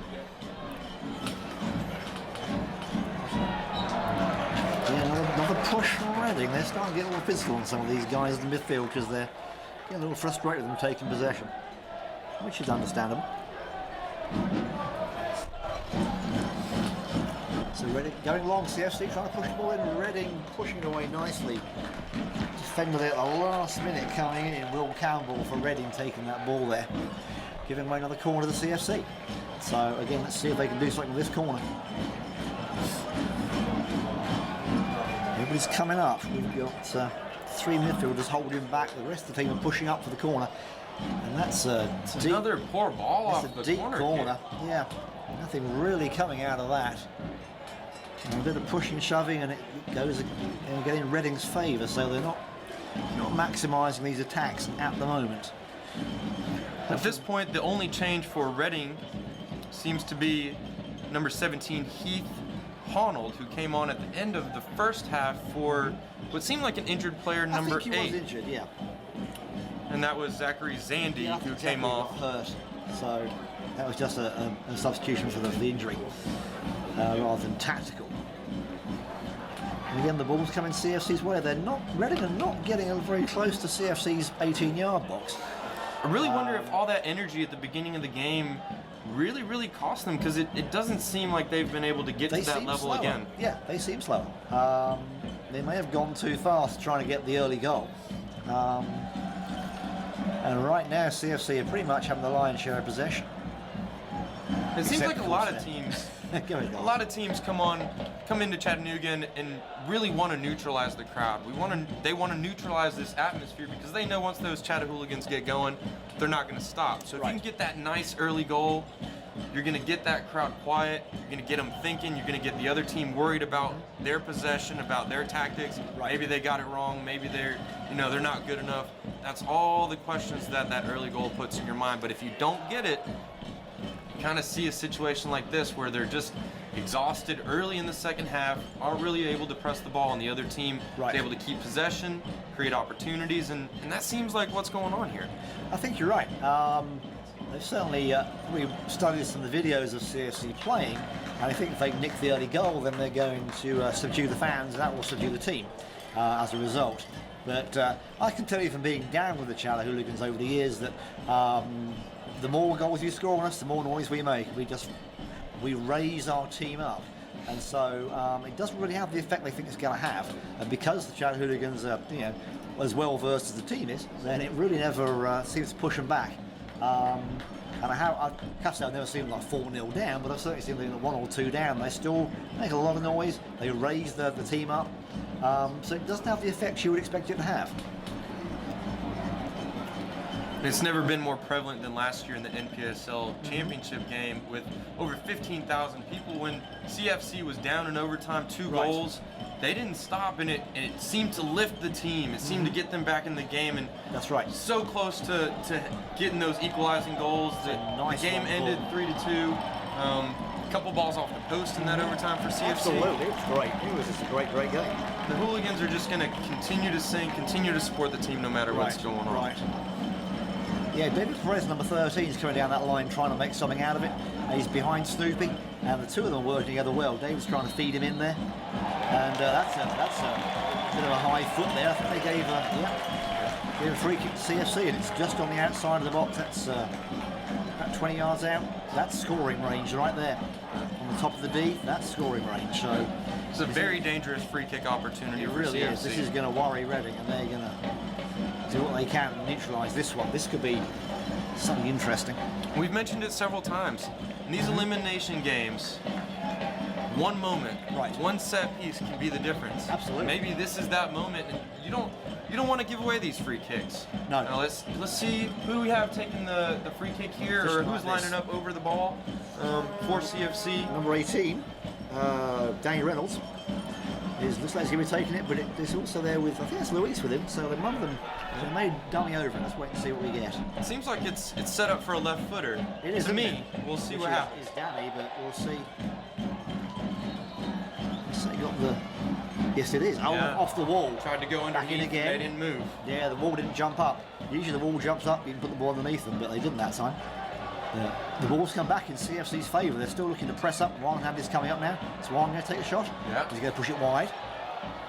And lovely slide the ball in there. Reading had no choice but to push it out for another corner. So that's what we call keeping the pressure on. And that's what CFC do well. And this is where you get goals, by keeping the pressure on a defending team.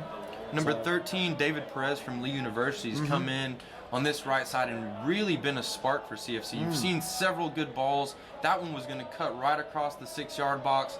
Be very dangerous if it wasn't knocked out for a corner. I think David's having a good game. And the keepers grabbed the ball. That's excellent. Stephen Krause, a very good save because he was under pressure. Yep. Second time today that the referee has let advantage play. He recognizes that there was a bump on the goalkeeper, but he's got the ball in his hands. Right. He's ready to play. No need to blow the whistle there. Great refereeing, I think. Yes, absolutely. And that's really the best way, is to be unobtrusive as a referee. Those of you that follow the EPL and the European leagues will know that people talk about the referees far too much, as if they're the most important part of the game. They really shouldn't be seen, actually. They should be just keeping the game flowing. And that's what this referee is doing tonight, which I'm enjoying. I hope you're enjoying that at home too, because it's making the game good to watch. It's not got a lot of that stop-start, which you see in a lot of soccer games, and it gets rather unexciting when the referee tries to impress control on it by stopping the game too much. The flow of the game in soccer is one of its great charms. One of the things that separates from other sports. There's John Finley at the back again. He's really taking control of the back. John Finley, after last year's successful season, he's really playing very well, and he's grown each year as a better and better defender. So he's marshalling the back four. And yeah, that fills me as a regular watcher of CFC with great confidence having John's on the field. Right, now we're inching into the 58th minute. We'd like to thank our primary sponsor for our stream, Belhaven University. They have several campuses for, adult classes and for working adults.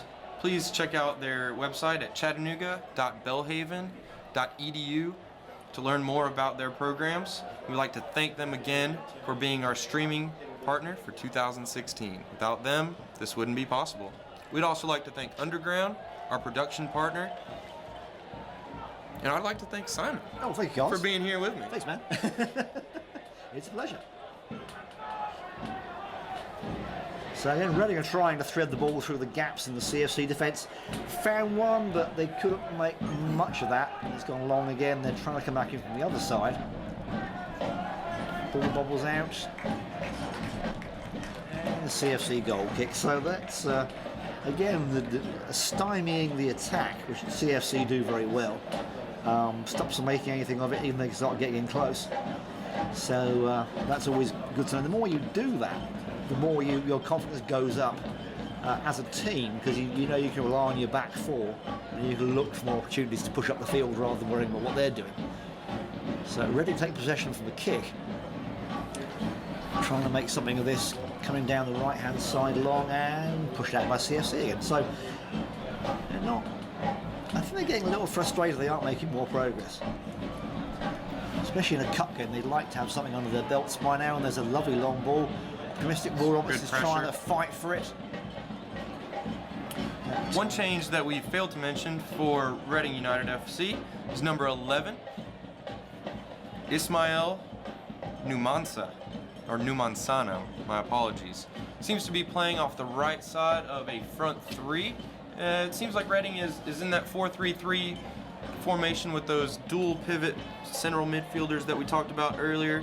And substitute number 11 is playing off the right side of the front three forwards. Yeah. CFC looking to clear the ball again. They're not panicking, they're taking the time, looking up.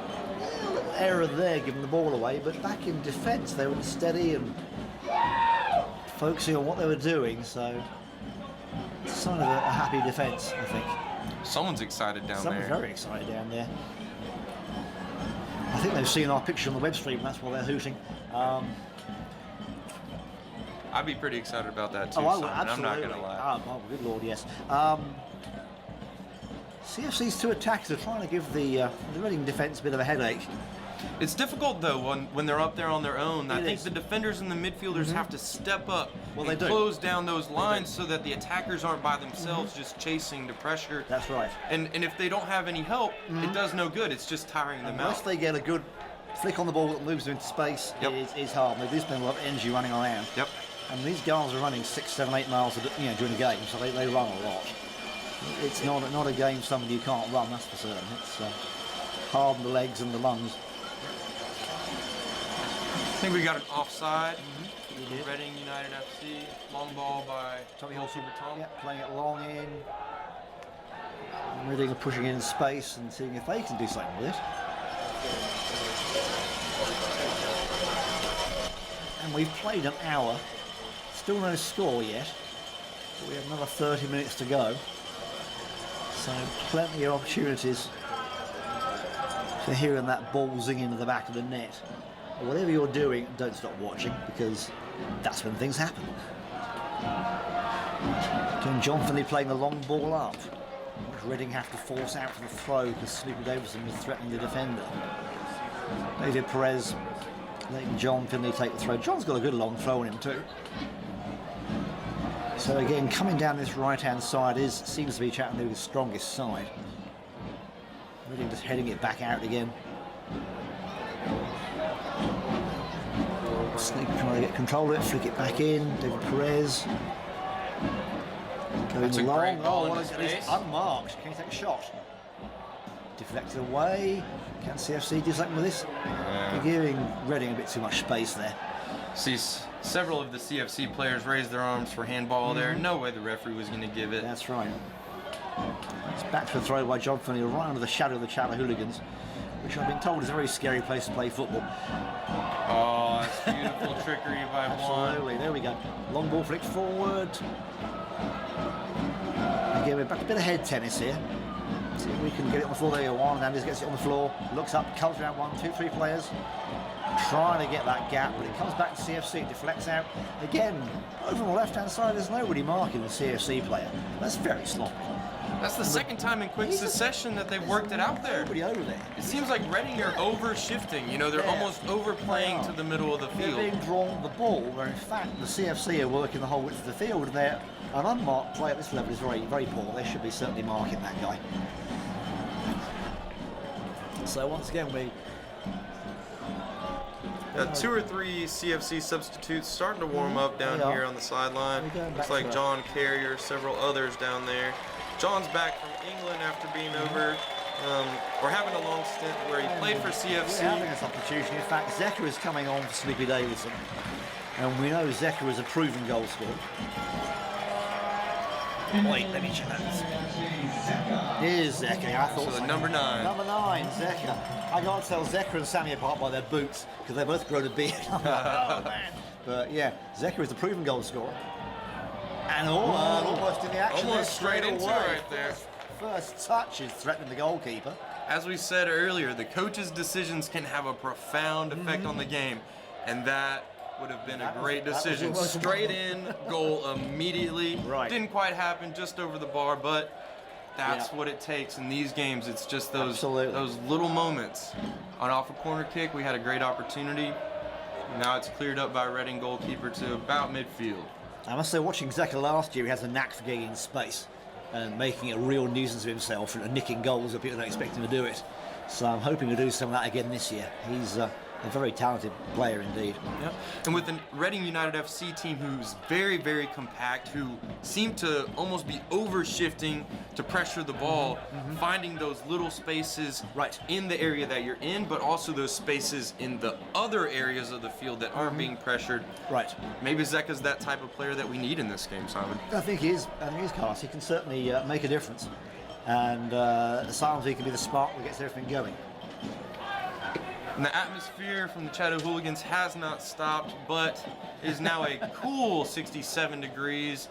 The sun's starting to go down. We got the lights up. The amazing view of Chattanooga in front of us, and to our left, the mountains.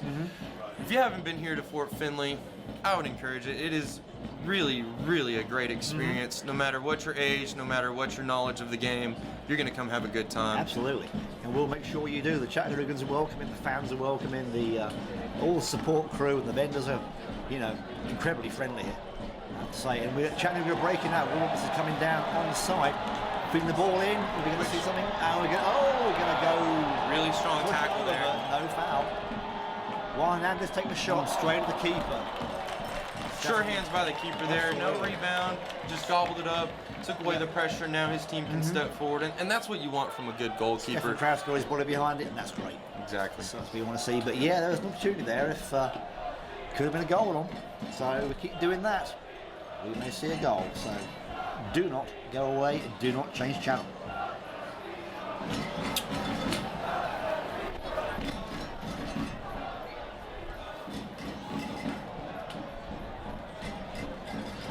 Loose ball coming out, CFC taking advantage of it, trying to thread the needle.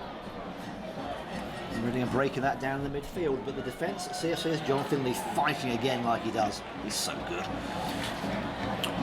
Playing it down the right wing for Will Roberts and David Perez.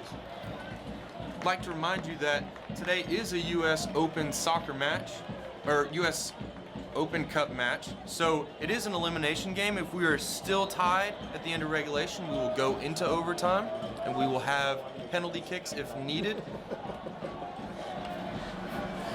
Also, the winners of this game will host the winner of the other game in our bracket for the U.S. Open Score Cup. that one, Carlos. I think we have an update, and in the 69th minute, we're at Harrisburg City 2-0 Over Westchester. over Westchester Okay. United. So they've scored another goal. We'll get you the goal Right. score and the time for that. Okay. But Harrisburg City is up 2-0. Right. Well, what's interesting there is, of course, Harrisburg City are playing a higher tier, actually 2 tiers above Westchester. Oh, we're on for the goal. Can we get a goal collision with the keeper? The ball's loose. Still loose.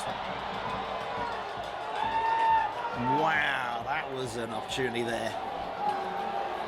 What an opportunity for a goal there, but the defence was strong and they stood up. And there was that moment where the ball was loose in the box. Didn't know who quite was going to get there.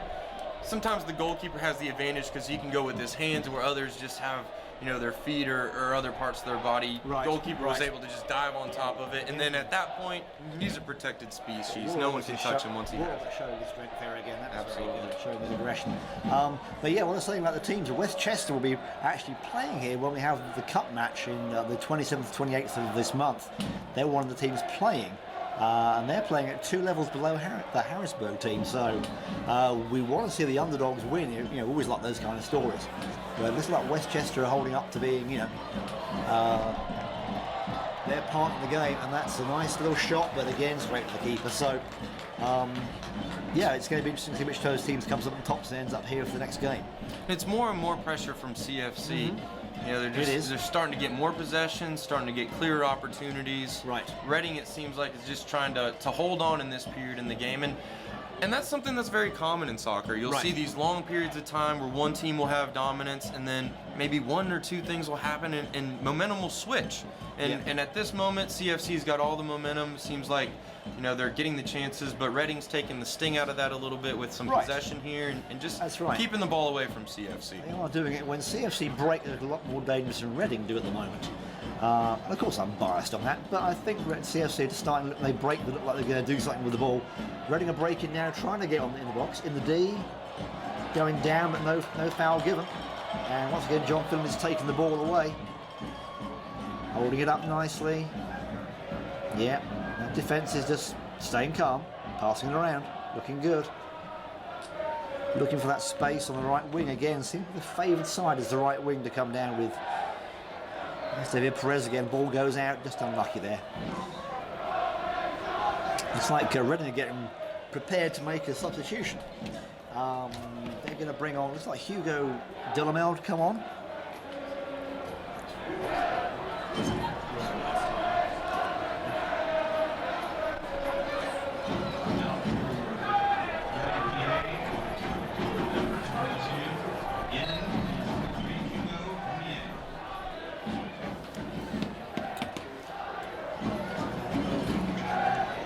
Substitution has now been made. We'll let you know who came off. Number Corey 22. Bennett came off. Corey Bennett scored the goal in the last game for Reading, so I assume they bring on another striker with fresh legs. Corey Bennett appears to be neutralised fairly much in this game. Hasn't done what I expected him to do. So a fresh striker with fresh legs. Let's see what we get. Their coach may be recognizing that opportunity to break on CFC as they have that possession and come forward may be their best chance to score at this point. And some with fresh heads can do that. Absolutely. They've got the energy to make the break. Okay, and CFC are making a substitution now as well. Seems like number 10. It is number 10, Michael Brooks. Now Michael Brooks has the experience, played for Clemson, was the National Player of the Week while he was there, played in the Final Four, so he's no stranger to pressure and elimination games. Absolutely not. He's very experienced in these things. He's also been on the squad for a number of years. He's one of these senior leaders who may not start, may not play a whole bunch of minutes, but he's that guy in the locker room who really does keep the cohesion of the team from one year to the next. He's given Morris a breather because Morris has run his legs off all evening, so it's a striker for a striker. Michael's also got extra height too, so there's a ball that's up in the air, he's going to be a man for that too. So we've got Michael and Sloopy up front with David Perez right behind him. That's quite a good strike force. I like the look of that. Let's see what we can do. He's coming down the left-hand side, CFC holding it up. Bring it in, back to Juan Hernandez. Juan always seems to be available for the ball. He wants it at his feet. He's all always the in the time. right place. He's one of those players that knows where to be. That's something you can't really teach. That's just instinctive. Yep. Reading did a great job of getting out of pressure there. Now let's see if they can break. A long ball, but here's that opportunity we're talking about. Can they use it? And that's What a great tackle. Wow. And you hear the hooligans appreciate it. Tackle. Excellent. Excellent tackle. That was a goal-scoring opportunity. Without that tackle, you see the ball going at our goalkeeper Tom, and Jake Young made a very good tackle there. Very clean, professional. No hint of giving away a penalty. Very good. See what Reading can do from this Long corner kick. corner, Well, that was a cleared dangerous out. ball. It was a good ball straight into the 6-yard box. But No one from Reading CFC attacking pushing it away. Yeah, again, it's definitely stymied the attack and slowed them down. Reading trying to come back in from the throw-in, looking up, trying to make a break.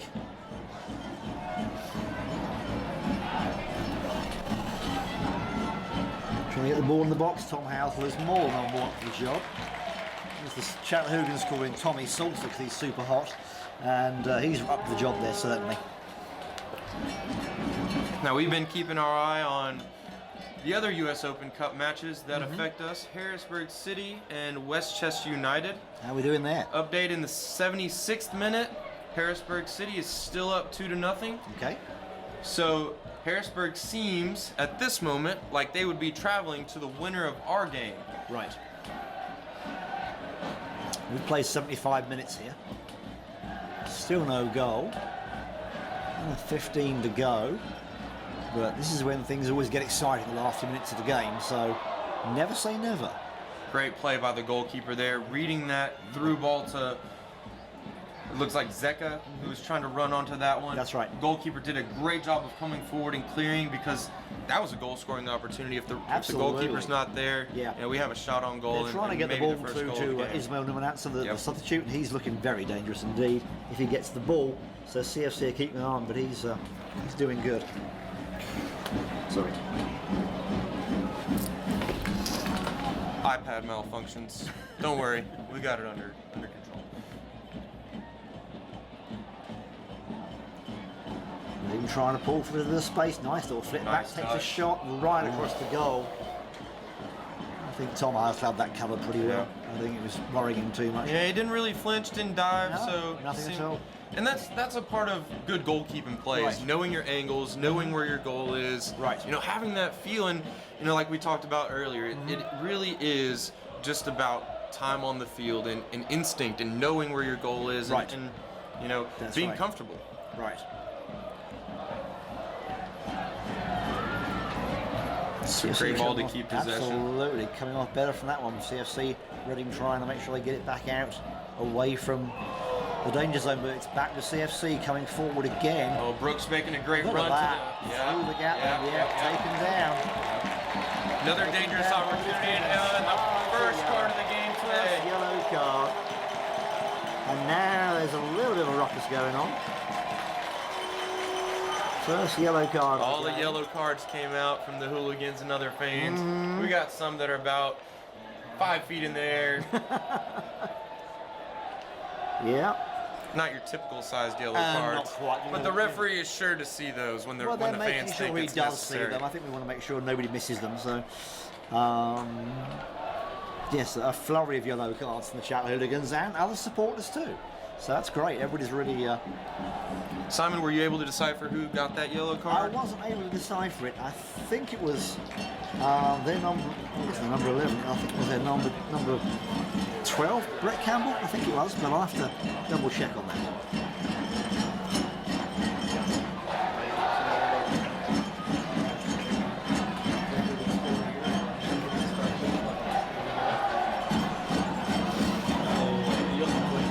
The referees make sure they go back 10 yards from the place the kick's being taken. That's a rule they have to follow.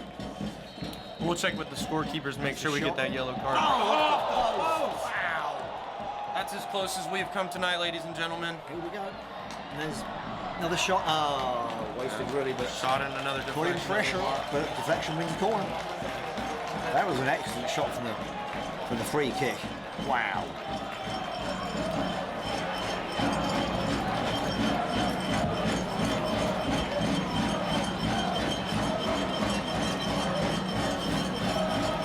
Another corner of the CFC. Let's see what they can do with this. Here it comes. Coming along and deep. Looking up.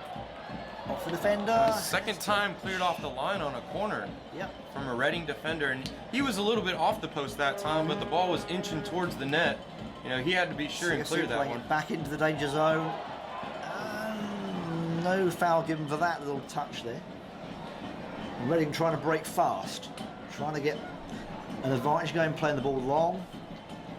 Everybody's got to get back quick for CFC. Ball's coming into the box. Way too long. Headed out.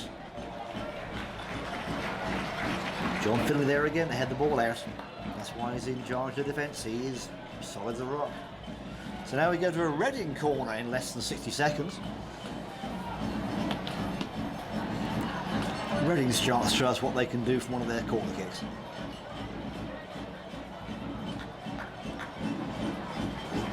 Here he comes. It's a short one. Played short.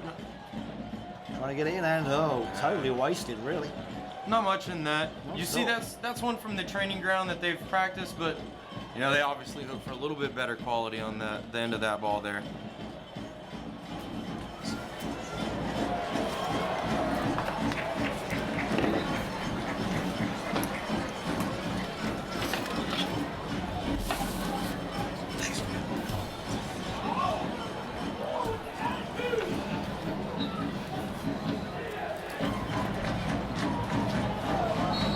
Oh, that was a little bit of a harsh touch. I don't think the referee liked that a whole lot. We may see our second yellow I card think of the we match. may see a caution of some kind. David Perez, that was a little bit firm. Yeah. Oh, he's getting the cards out. Bit naughty, and that's fair. I don't think the we're, referee there's you know, any, we're in the any last real portion of the question. game, and I think it'll get a bit carried away. Yeah, second yellow card, so one yellow card each. So we got a free kick to Reading. It's a little far out, maybe 28-30 yards out, and it's right by the byline, so they can float this into the box and do something with it. Here we go. Floating into the box, pushed out. Yep, Juan Hernandez pushing it away again. That ball had a great shape on it. It just did. wasn't quite high enough to get past that first defender, which is Right. what you're trying to do. That's right. So again, Reading are trying to get that gap. CFC breaking the attack down. Now it's CFC looking to break. Back to the bobbling about in the midfield. Nobody's really getting it away. Reading looking up, trying to play a long ball, not succeeding. Taking a long shot. A little optimistic from there, but a little too far back. Nothing to really make Tommy Halsall break a sweat, I don't think. So Simon, what do you expect in the last 10 minutes or so? We've got a little bit of extra time added. You think the teams will cage up a little bit and play for overtime, or do you think we're going to see a team really go for it and try and get that winning goal in the last 10 minutes? If it was me, I'd want to go for that goal in the last 10 minutes and nail it with little time to spare. But things don't always pan out the way you want them, and I think that's what they're going to try and go for. I think we'll see some more bold attacks. That may leave somebody exposed at the back, and that could lead to a counter-attack and a goal. So it's one of those things where you want to get up and make that goal, but if you leave yourself exposed, the other team can get in there and they'll nick the goal and they'll get the game. So it's very much up in the air. I mean, you have to take chances. At this point, with 10 minutes to go, you have to take chances now. So this is where the real action gets going. And the last 10 minutes of games, so many are settled in the last 10 minutes or the last 5 minutes. And yeah, we're going to see a little more fouling too, as people get pushing for pressure, get a little more careless in the tackles, a little more aggressive. We're going to see that too.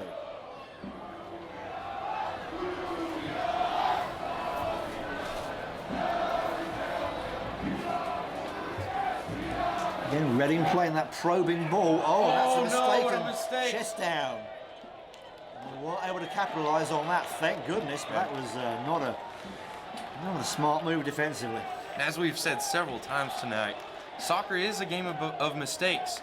In 80 minutes of running, you might have a mental mistake like that every once in a while. I don't think Danny knew that the Reading player was behind him. He tried to touch it back with his chest to the goalkeeper to keep possession, and the Reading player pounced and had a good opportunity to score, but luckily Tom was there, and he collected a good save, and CFC was able to play out. No harm done. Again, Reading trying that long ball, but don't forget Tom's a very tall lad. He can always get those balls. So, never too concerned when it's in the air. Tom's usually got dominance on those. So he's looking up, rolling it out. We've got a shade under 10 minutes of regulation time to go, so it should be exciting from now on. We should have lots of action, I'm hoping, before the evening's out.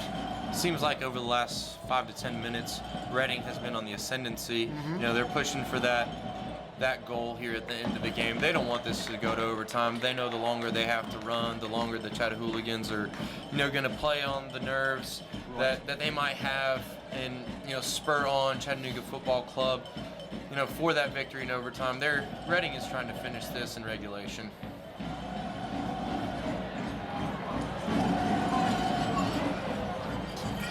For those of you who have joined us on Facebook Live, we apologize for any breaking coverage, but we are back. Simon and I in the booth. Hoping everybody's doing all right.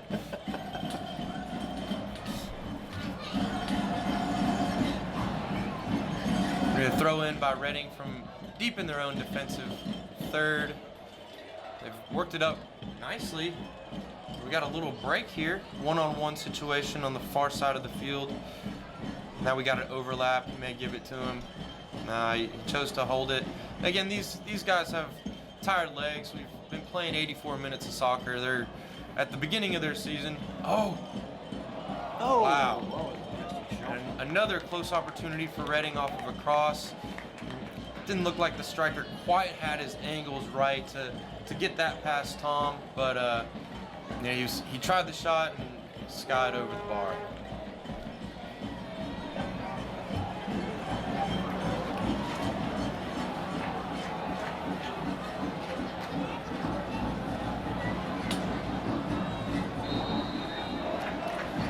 The referee's given a free kick there for a push. Yeah.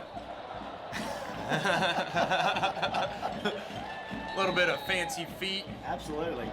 You might see the referee give a caution in situations like that where the opposing team purposefully slows down the play, but he's just had a quiet word. The referee's done a great job today. Absolutely. We're on playing again.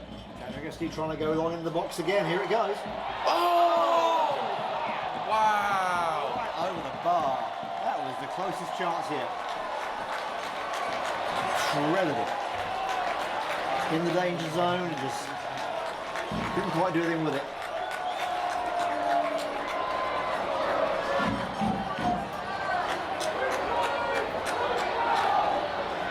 Acrobatic chance there by Zeka. Tried to get it on frame with the half volley, the flying half volley, if you will.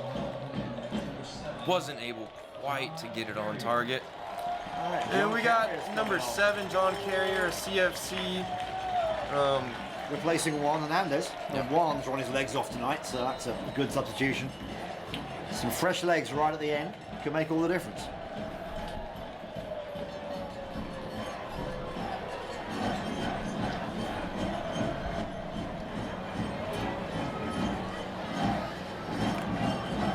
Let him try and get that long ball with throw up and keep moving up. Still 2-0 on that one. Reading playing the long ball, but he's not really going to go anywhere, so let it run out for a throw.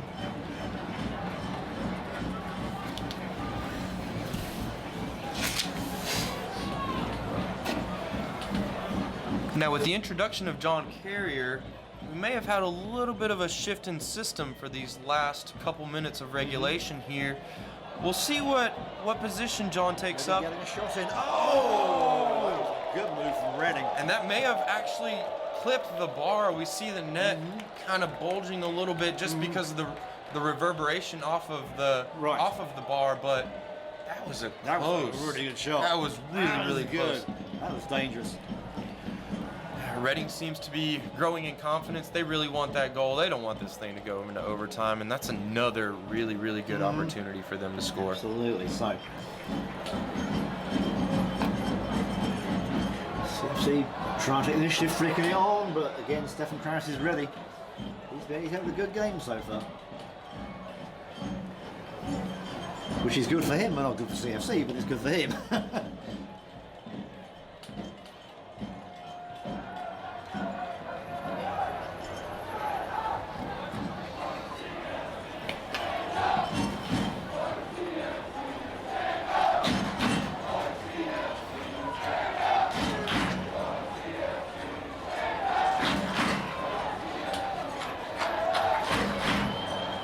See a few tired legs out there. These long balls aren't being chased down like they were initially at the start of the game. So some slightly different. CFC being breaking the attack down that Reading are trying to get going. Looking up, they're still staying calm. They need to put the pressure on them. They're a long ball, but it's too long. So we have had a slight shift in positions. When John Carrier came on, he's taken up this outside right position of our midfield 4. Right. We have David Perez has shifted over to the left side of that midfield 4. And Luis Trude, who started out on that left side, has come into the middle to take that attacking midfield position that Juan has vacated since he left the field. So a little bit of a rearrangement, but still a great attacking line going at Reading, and another long ball by Tom here, trying to get the ball into the attacking third to see if we can't create another chance here in the final minutes of regulation, to see if we don't have to go to overtime. I'm sure both of these teams would like it to be an early night, but as we edge towards the 90th minute, it seems like overtime is inevitable. I think you're right, Carlos. I think we are looking at overtime, and I hope I'm very wrong, but I'm hoping that overtime is not on the cards, but the closer we get, the more likely it looks. That's just more time for the hooligans to sing. They're very happy about that. They just make noise all night. But, they may or may not have had a Chattanooga logger. Wait to see. Here's an opportunity. Come on. Oh, it's a trickler. Oh, real shots. Oh. He did a great job of creating space there with that off arm. He bumped the defender away and then just couldn't get any power on that shot. Just trickled on past the goal line, and another goal kick for Reading FC.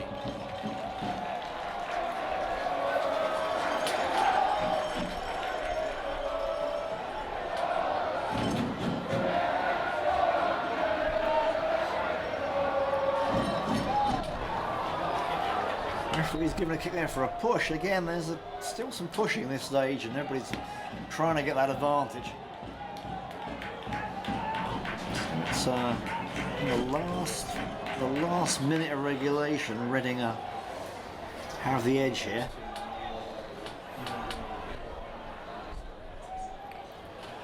Everybody pushed up, just about. The whole team is going to be pushing up for this. I think the referee is on the same page with us. Long ball deep in the box, going deep, deep, deep, deep, and CFC gets to it first. It's bouncing around in the box. And straight into the keeper's arms. A nice attempt at overhead kick, but straight into Tommy Holtz's arms again. The referee has signaled for 2 added minutes. So we are into that extra time, about 10 seconds or so. So we got about 2 minutes of extra time. We'll see if Reading are trying to push for that extra attack. Dispossessed on the far side.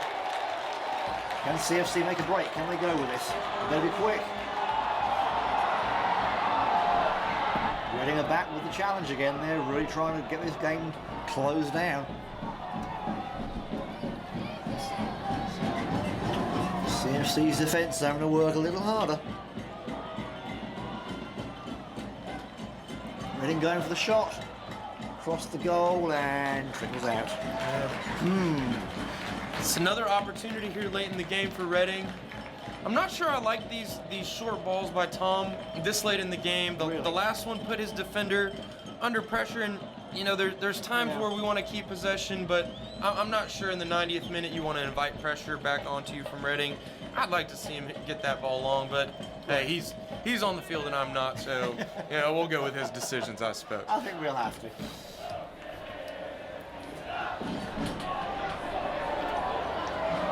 You hate to see that, 2 players going to ground. Right. Slide tackling. You never know what's going to happen there. Luckily, both of them popped right up, no problems, but you never like to see that. Absolutely, you never know what's going to happen. Yeah, there's always an element of risk in doing that. And we've seen a lot of nasty injuries in that over the years. Reading trying to break through into the box now, but again, CFC are there first. John Finley is back 4 up, holding him out. Reading trying for the break again, trying to start the ball in. Straight into Tommy Housel's arms, and he falls on it dead like he's not going to get up again, but of course he does. And there's the full-time whistle. Yeah, that's it, 90 minutes, folks. And now we're going to overtime. Which will we be taking a little break for the players, and then they'll be back at it. End of regulation 0-0. We look forward to overtime. We'll have a couple-minute break here, and then Simon and I will be back with you to bring you the overtime periods. Absolutely.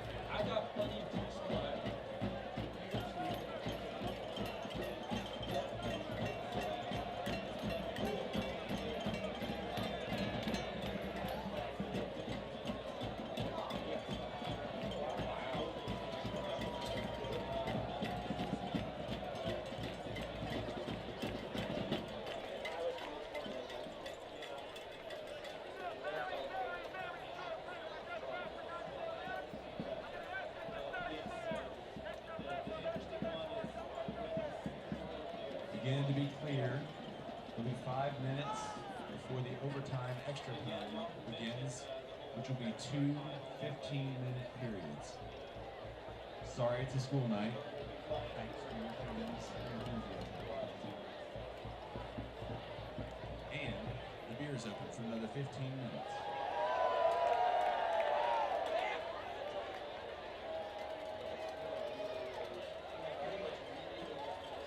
I repeat, beer is open for another 15 minutes.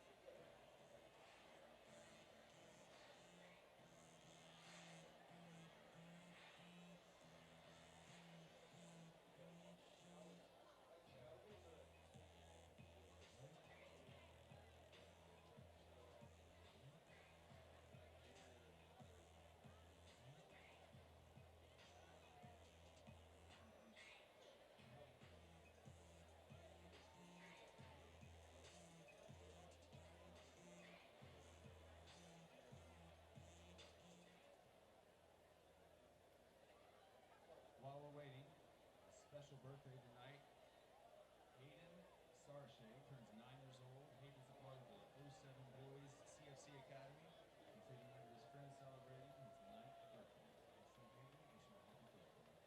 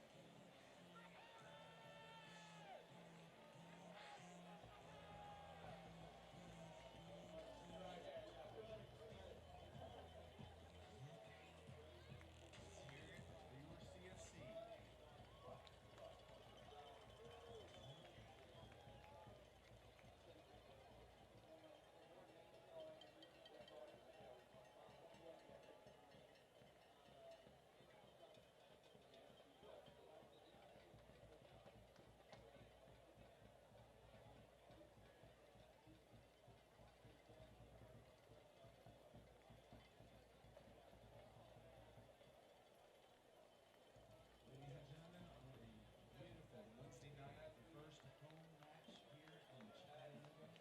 Chattanooga FC attendance 3,641.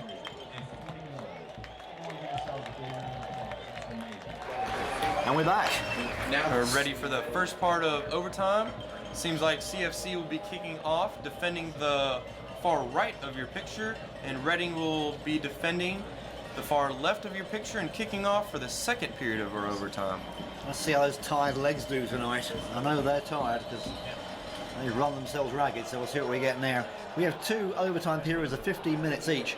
If there's no winner after that, then they go to penalty kicks, correct? Absolutely. We don't go any longer than that. Some cups play for sudden death, and they play until whenever they get the goal. So this one we're going to be, and there's first shot from CFC. Nice field goal, not a soccer goal. No. But the intent is there to score, certainly. But yeah, certainly we can have 2 15-minute halves, and then should have a winner after that. If not, then we go into penalty kicks. So plenty more entertainment to come. Stay with us tonight. Don't change channels. Don't leave. And stay with us. Enjoy the game.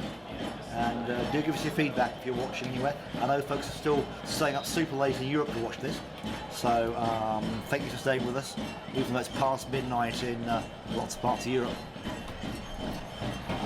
Ooh. Oh, that was a little physical. Yeah, that was. Somebody's getting That frustrated. was a little naughty. A little bit of a flailing arm there. You know, it's hard to tell when players are jumping for the ball. They're using their arms to get leverage. They have to do that, but sometimes you get a flailing arm, and yeah, at times that catches people. But so we've actually just been handed the official attendance for the evening here at Finley Stadium in downtown Chattanooga. We have 3,641 people in attendance on a weekday. On a Wednesday night. On a Wednesday night. These kids need to be in bed. What is going on? This is great. That's a great ball. Can you finish it? Can we do something with this ball? Can we get a shot in? CFC are putting pressure on. Oof. Still in play. Didn't go out. CFC aiming for that shot and low, deflected that by Reading. Look at this. They're really putting the squeeze on them now. 3v3 coming out. Yeah. Reading may have an opportunity. Oh, they have numbers now. CFC defenders flooding back. Seems like they slowed them down just enough. Trying to get that shot in. No space. Yep. And broke the defense down.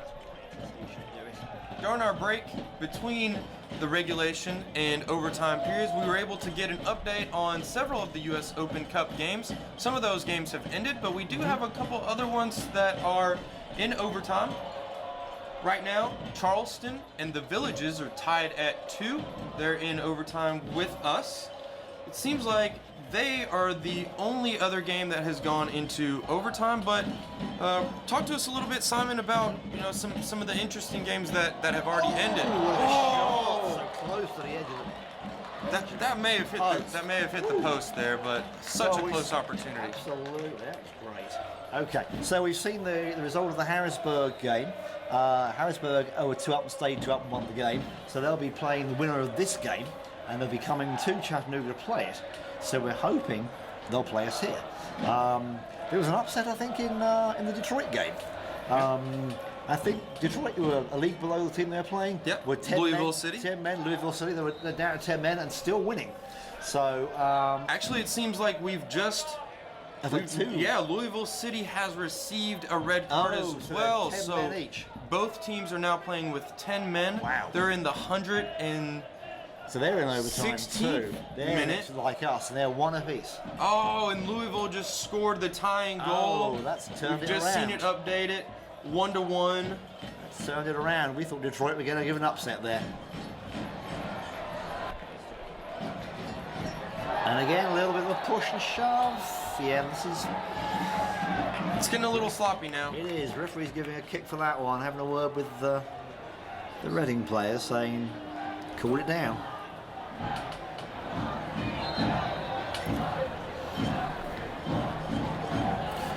We may have had a switch in position here.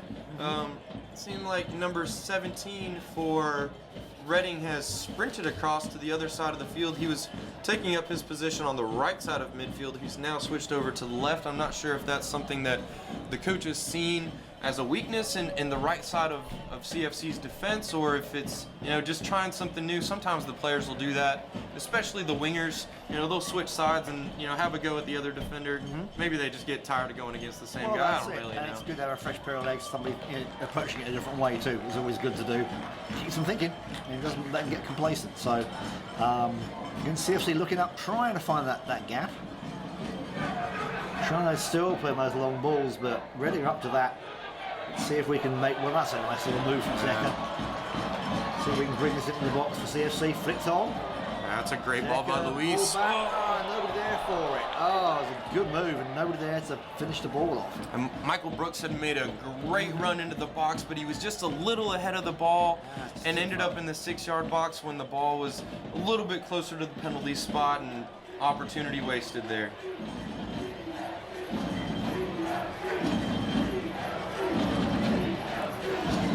Again, Reading trying to use the full width of the pitch here. Trying to use that to their advantage as they come forward.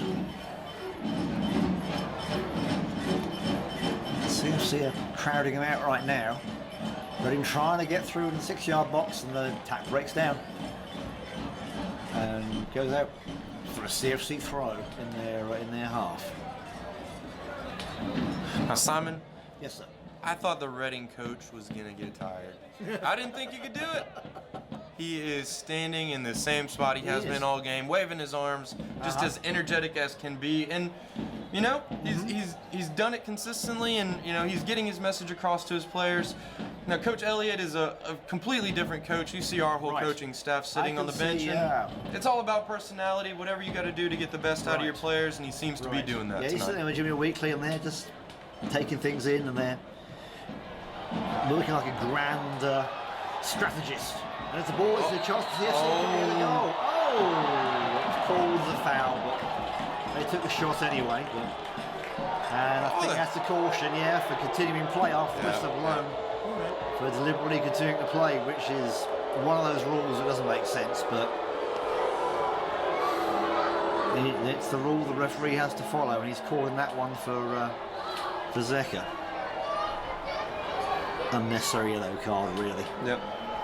And you hate to have those unnecessary yellow cards because, as you mentioned earlier, Simon, one mistake, you mistime one challenge, Right. you get somebody on accident a little high, You've got and two here's your yellows, second caution, and you're off. and now the team's And playing you're down gone. a man, and That's you right. can't afford Right. those silly mistakes. You don't That's a want- silly mental mistake by Zeka there, and you know, he's an attacking player, he's a striker, Yeah. so it isn't very often that they have to get in and make tackles and have the opportunity for those missed time tackles, but you never like to see silly yellow cards. No, they're always a burden for the team in some sense because you get a disciplinary record, and if you accumulate enough during the season, you actually can't play some of the games. And we've seen that in Europe with some of the well-known players, like the classic example is Jamie Vardy got a red card for something stupid. Yep. Missed 3 games at the end of Leicester's amazing season. So that's the kind of thing, it's just unnecessary. And it's like, there's a moment of madness, and it's silly. I don't know why they do it. What a story, though, Simon. Oh, absolutely. Leicester City. Oh, yes. We have to take a moment to talk about this. Absolutely. Coming from nowhere. I believe they were They were like almost 16th, relegated, 16th almost last year. relegated last year. I Just mean, stayed up, and then and then they haven't put a foot on this season at all. to come back and win the EPL and convincingly, Good with convincingly 10 won it. points, not just sneaking 1 or 2 points, 10 points. And again, there's that cutback. It didn't quite work in there. But yeah, it's a great story. We could talk about all night. But I'm going to try and focus on CFC right now. But that's something we could do in another show. We talk about that all day. Oh, and that was a nasty little clip on little the back of naughty the there. ankles. Little clip on the back of the ankles. That does not impress the referee at all. Tempers are starting to fray down there.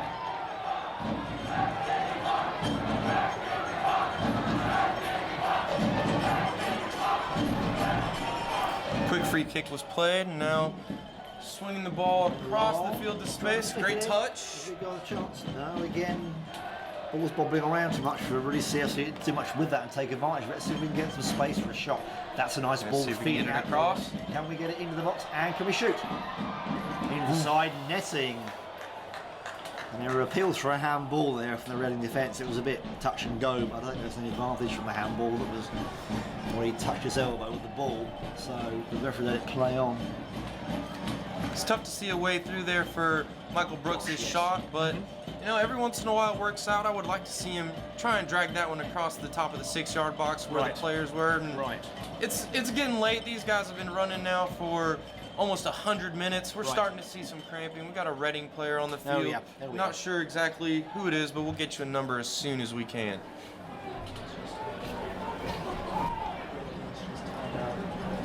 Yeah, I'll get you a number when he gets up and I can't, his number with his shirt's not on the ground. There we go. Number 10 for Reading. Bradley Fountain.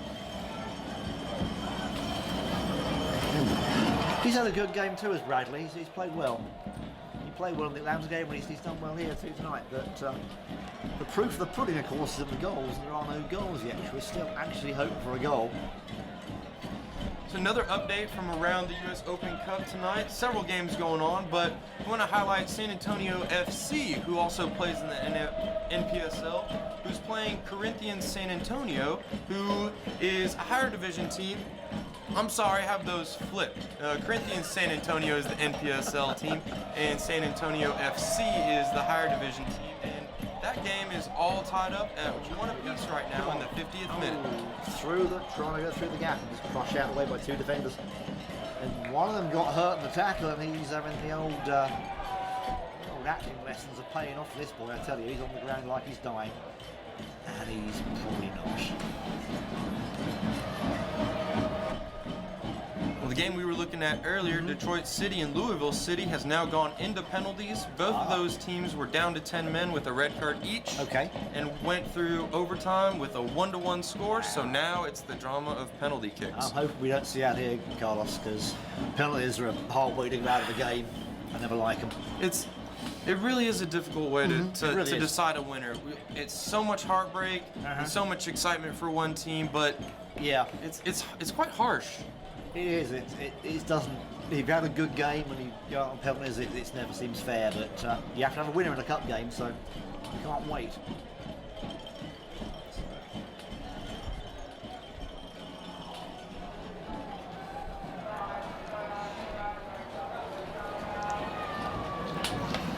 CFC again pushing it back into Reading's half. from their defence not being overwhelmed. Looking for a gap, looking for a break. Here we go again. The long ball. That's a lovely long ball. Look at this.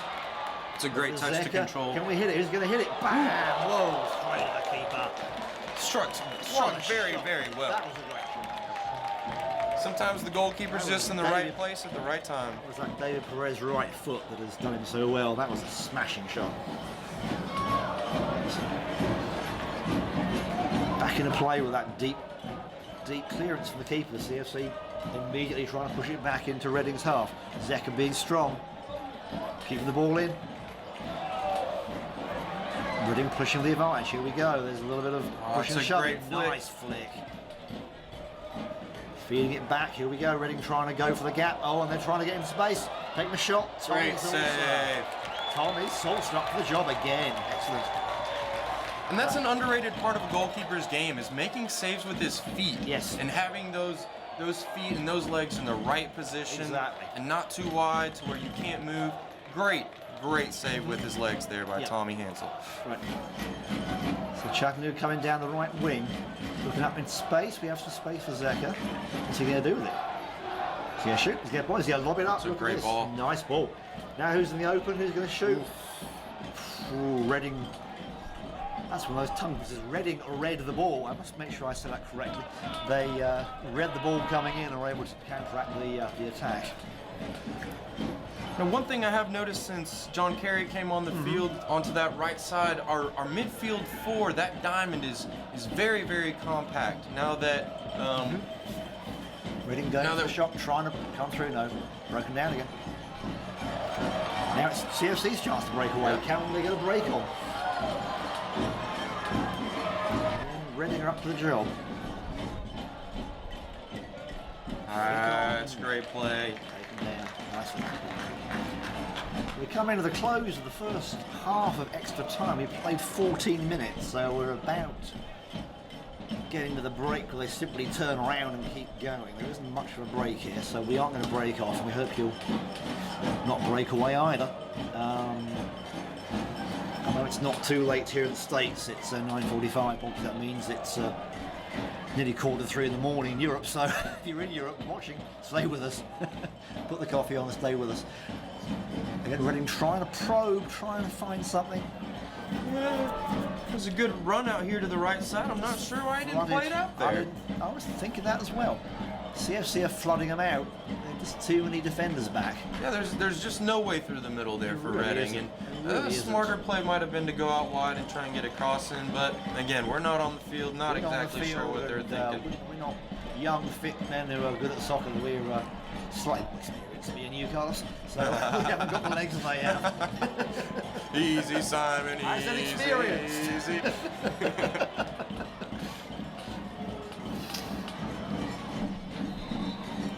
And there's the whistle for the end of the first overtime period.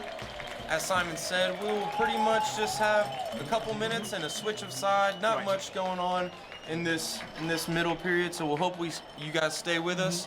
We will get you updated on the rest of the U.S. Open Cup games. We'll see you in just a couple. Yep, don't go away.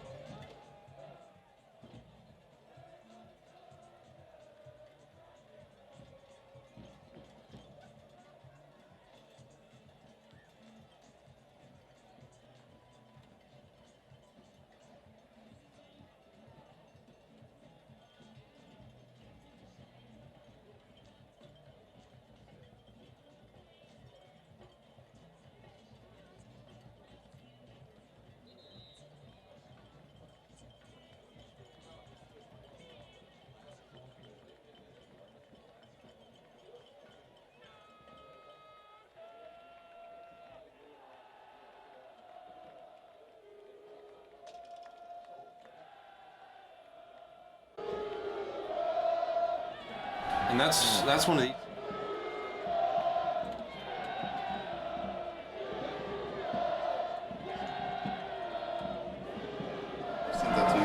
Okay, and we're back for the second half of overtime, or extra time as we call it in England. Another 15 minutes, and we don't get a goal. We go on a penalty kick, so we're hoping for a goal in what we call extra time, and have this settled and have a winner. None of the team has yet shown.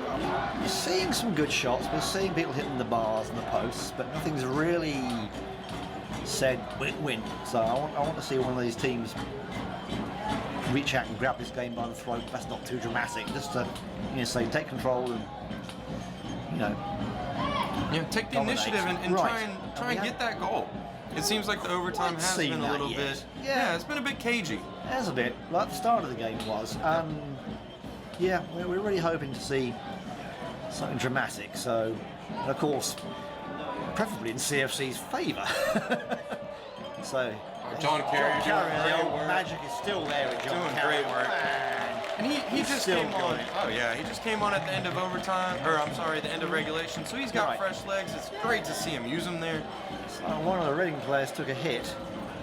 He got winded by the ball. I didn't see any physical contact. No, I think he put his body on the line to Right. save that cross. Those hurt. Those balls are hard when they hit you, for sure. But we'll take this opportunity while the Reading players on the ground to thank our primary stream sponsor, the Chattanooga campus of Belhaven University. They have lots of degree programs for working adults on campus and online. Please visit chattanooga.belhaven.edu to learn more. We'd also like to thank Underground, our production partner, for their help in bringing this stream to you guys. Now, corner kick by CFC into the box. Goalkeeper does very well to come and claim it. First to it. The player getting the hit was William McConnell. He's had a good defending game too, but he got a bit of a knock there. And we've just been informed that the Louisville won their game on PKs. Okay. So they are through. So now we're just waiting to find out what happens here, right in front of our eyes. I'm not sure this is the last game to finish tonight or not. It may be. In which case we're getting very good value for money. We're getting extra soccer for the same money we play for 90 minutes. Seems like we got a few Central Time Zone and West Coast games that are starting a little bit later. Okay. Colorado Springs and Harpo's. This won't be the last game. In that case, they'll play. Yeah, Colorado Springs is up Okay. 1-0 in the 45th, so that one may be at halftime. We also have San Antonio FC and Corinthians San Antonio still deadlocked at 1 apiece in the 60th minute. Yeah, it's a nice ball. Can we see something happen? Here we go. It's right to the keeper. That was a nice idea to cross it in first time. It's something you see a lot from Brooks. Right. He does a great job of early decisions, early playing the ball, and Right. that's the kind of stuff that gets the Well, defenders it really off is. guard. Yes, it really is. It's never been more true in soccer. If you hesitate, you lose, and you really have to be quick. So that's the mental part of the game. Was that off the back or off the head? Oh, I I'm think sure that it was a It little was cheeky good. off John the back. Carrier Oh, again. and Carrier again John keeps on Carrier going, yes. keeps on fighting. Taking fresh out by two legs. defenders, keeps fighting. That's John all over. As he said, Simon, the magic are still in those feet. He really took is. a year off last year, wasn't Right. with us, but he's back and better He than is. ever. I think he's great. I've always liked watching John play. He's always been a delight to watch.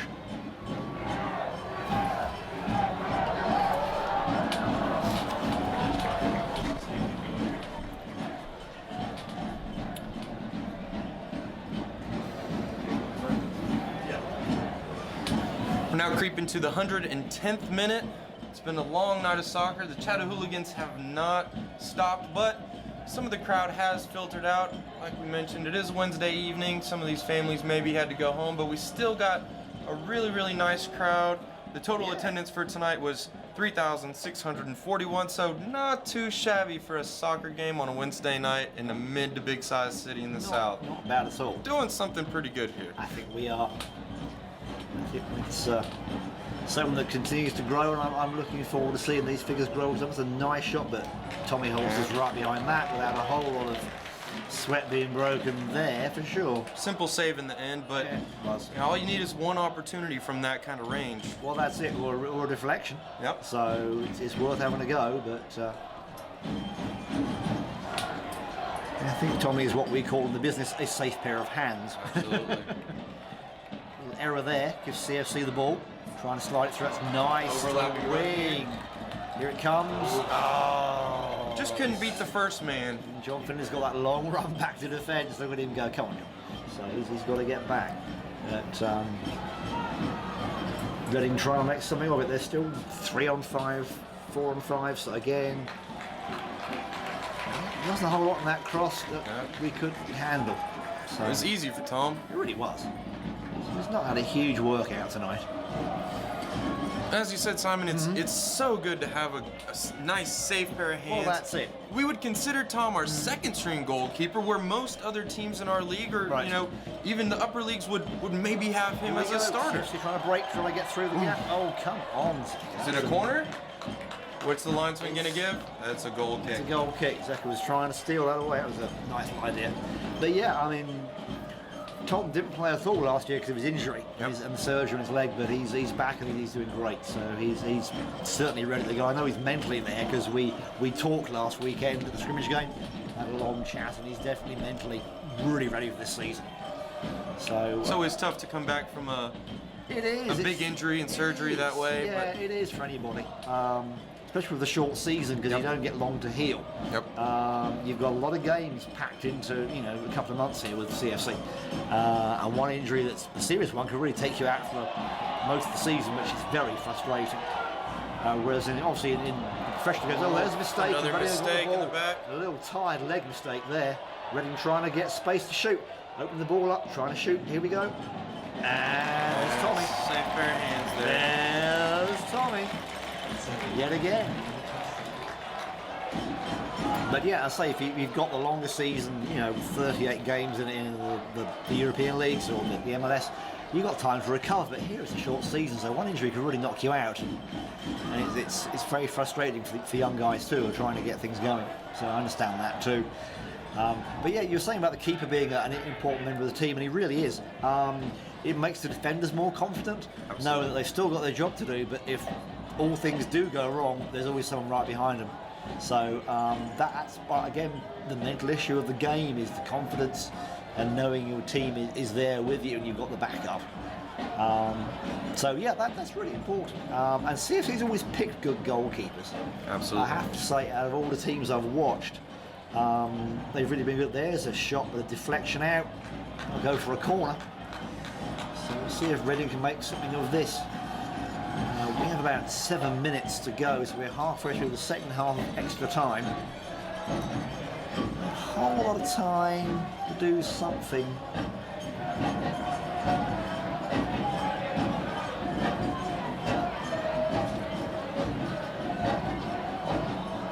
Didn't take it, swinging it in, pushed out by CFC. We didn't take an opportunistic shot, but not a whole lot of anything on that. And CFC are clearing their lines nicely. Reading trying to come back in. Oh, and there's a tired legs mistake as well.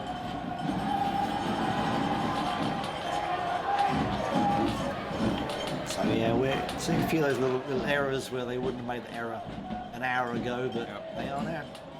So this is where it can break down and suddenly you can get an advantage. Let's see if we have one.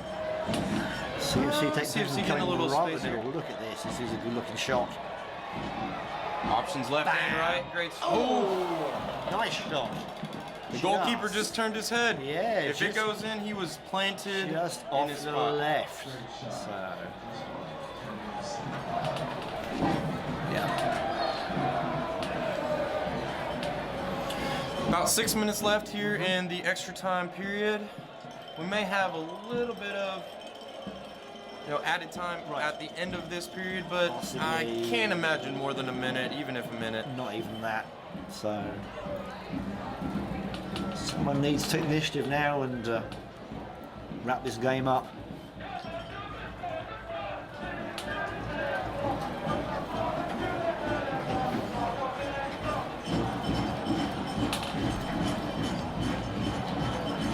CFC trying to come down the wing, but making anything of it. The throw's gone against them to Reading. I thought they went to CFC's way, but apparently not.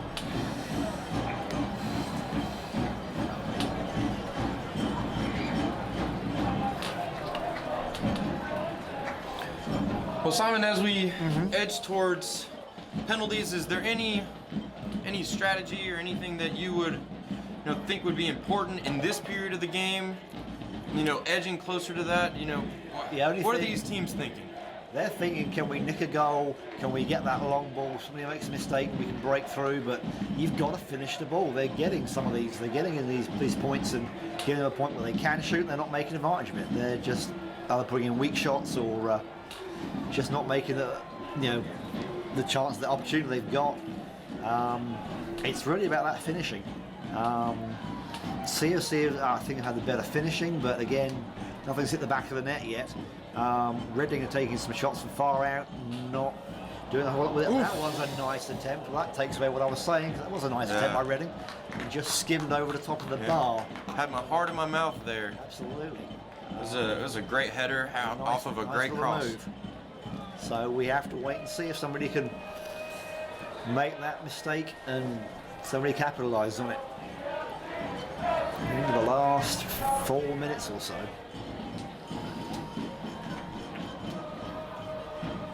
This is, if somebody scores now, it's so demoralising for the opposition. So it's the perfect time.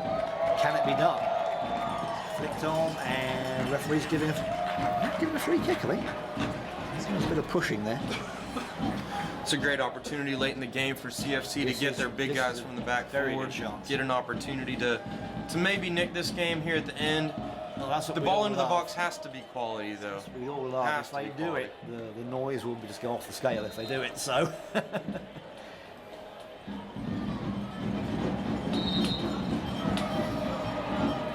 Chipped into the box.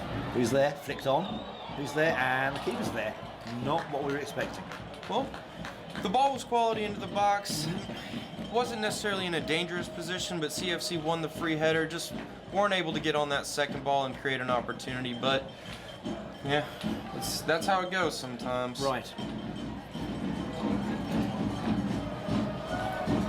Long ball, broken down. CFC getting John Carrier doing his magic. Here we go. Let's go.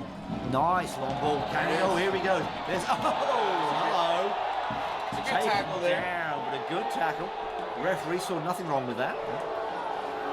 Got the hooligans out here waving yellow cards, but I think yeah. the linesman had a great view of it. The center referee did, and no foul there. It was, yeah.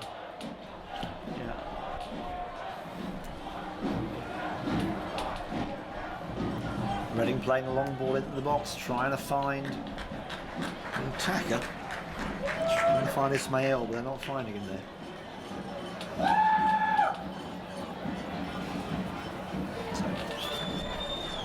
Charlie Raven with the throw. Brooks flicking it up to Zeka. Now back to Brooks. He's got a lot of space. Got 4 on him. But can he do it? He's done it before. Let's see if he can do it now. Here he goes. Here he comes. Coming inside. Oh, and we're open. Have a shot. Whoa! What a run through the middle of the field. Lovely move. So close. I believe it was actually David Perez cutting in off the left side. It was. And he did all the hard work, put it on a platter. I know. I think it was for Zeka. It was. Could be wrong. And then the ball was by the goalkeeper. The ball's inching towards the net, and Reading United defender did a great job to clear it before it was able to reach the line. Right place, right time. Exactly right. See what CFC have got in the tank. Is the tank empty? Have they got any more? I think they have a little bit more at the bottom of the tank. I don't think they're out of gas yet. Michael Brooks yelling for the ball on the back post. Being grabbed a little bit, I saw. Yeah, there's a little bit of argy-bargy over there. But here we go. Keep us in the right place again. You've got to try and pull that ball back to the penalty spots. Too close to the goalkeeper, especially a goalkeeper who's having a great game. He's having a good game. He's confident as can be. He's going to come get that every time. Yeah, they have to find a way to outfox him and come around him, or find some way where he's just not in front of the ball. I think we're near at the end of regulation. Yep. Extra time.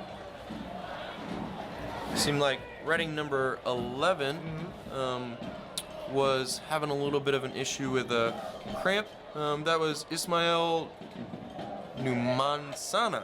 Right. Sorry if I messed that up, but try to do our best with the names here. He's run a lot tonight. I know he's run a lot down this side, so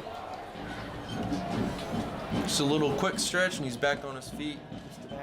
He definitely doesn't want to come off No, right before I penalties. think that's right. You want your strongest players in the field for the penalty kicks. You can't substitute the players out for the PKs. You've got to have the. And there we go. There's the final You've got to whistle. have those strong players on the field for the PKs, and sometimes a last-minute substitution can make all the difference. Now, all players will be asked to stay on the field Right. because only players who were on the field at the final whistle of overtime are eligible to take penalty kicks. That's correct. So Yes. these players will come over to the sideline. Their coaches will decide their first 5 penalty kickers, and then there will be a coin flip deciding who shoots first and who shoots second. The winner of the coin toss gets to choose. Now, convention says that you would want to shoot second, see what the other team has done, but some people choose to shoot first. Never can quite tell what the preference is going to be.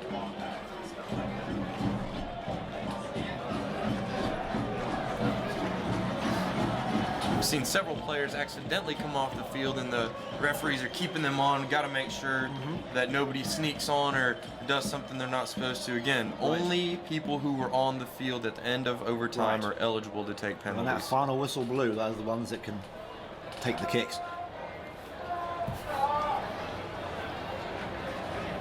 I don't think I've seen many games here at Finley Stadium that have gone to penalty kicks. Most of them have been finished in regulation overtime. Yeah. It's not often you see a shootout at this stadium.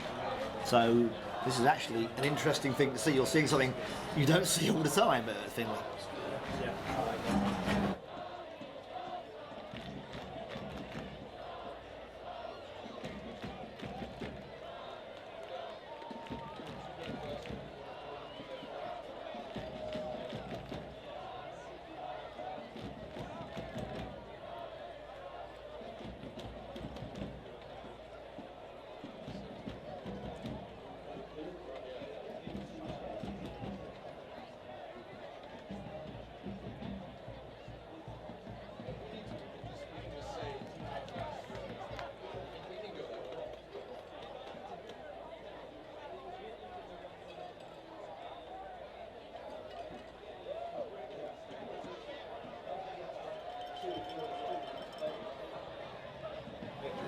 So yeah, we were just checking on that, looking up our stats with our expert statistician here, and yeah, we actually had 2 penalty shootouts for Chattanooga in last season with the Wilmington Hammerheads game and the Okama Stampede game, where Gregor Hartley saved like one after the other. Yep. I'll tell you one other one we had one too, which was an away game when we were in was it Oklahoma, and Gregor saved like 4 PKs in a row. Wow, that was like woo, amazing. We saw it on the webcast; it was incredible.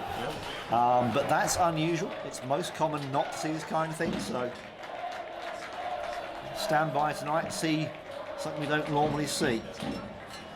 Not quite sure who won the coin toss, but it seems as if Chattanooga FC will be taking the first penalty kick. We'll get you the name and number of the first penalty kick taker in just a second as he approaches the penalty spot. Kieran Bywall's our first one. Seen Kieran take one before, so this will be his first under pressure. The first penalty is the key. If you can get off on the right start, get a goal early, it settles all the nerves for those that come behind you. But the stadium's about to go quiet. Maybe not, these hooligans keep on going. Oh yeah. Confident, steps up and buries it past the Reading United goalkeeper. No chance for him, high and down the center. Goalkeepers often guess during the penalty shootouts. Now, I was a goalkeeper, and my coaches always told me to react. You have a little bit better of a chance if you're reacting, even if you're late. But it seems like he guessed and guessed the wrong way now. All right, number 2, Nesta Aguilar is taking the one for Reading. And Nestor is a defender normally, so he must be a penalty kick wizard as well as being a defender.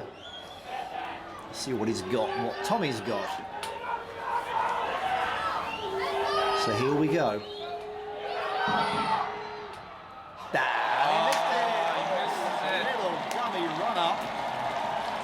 I don't understand why players do that. It seems like they almost fake themselves out when they do that stutter step. And I think they do.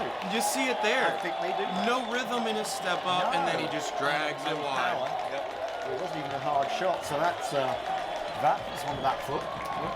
Okay. 1-0 to CFC after the first round of penalty shootout.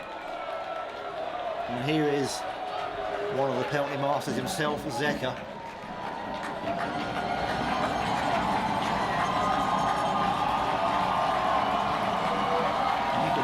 From the hooligans. It's funny. Driving that ball into the goal for the player. Every player has their own routine. Yes. These players practice this over and over and over and over. And it pays off. There you go. Zeka to the left of the goalkeeper again. It seemed like he guessed the wrong way. Sends it the wrong way. That's Cool and collected. Right by. It's a 2-1 to Chattanooga FC. He went over immediately and celebrated with Tom. Probably gave him a quick word in the ear. Right. So number 10, Bradley Fountain, stepping up for Reading.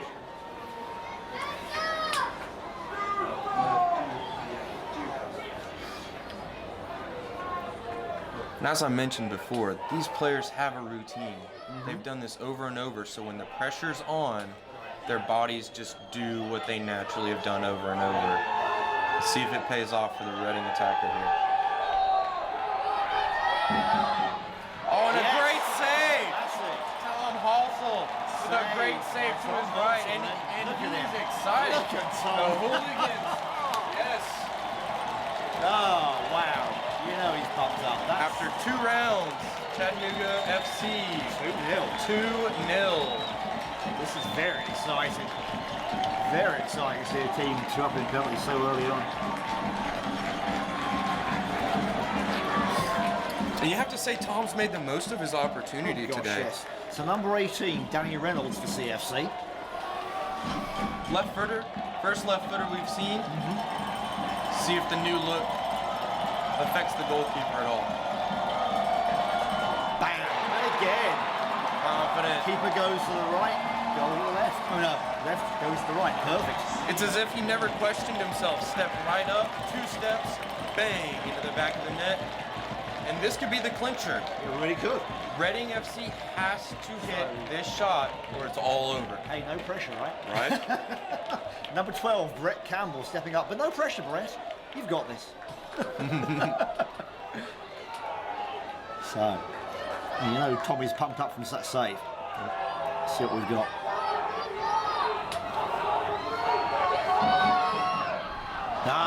Finally they get one. Good goal there, I will say. Sent the goalkeeper the wrong way.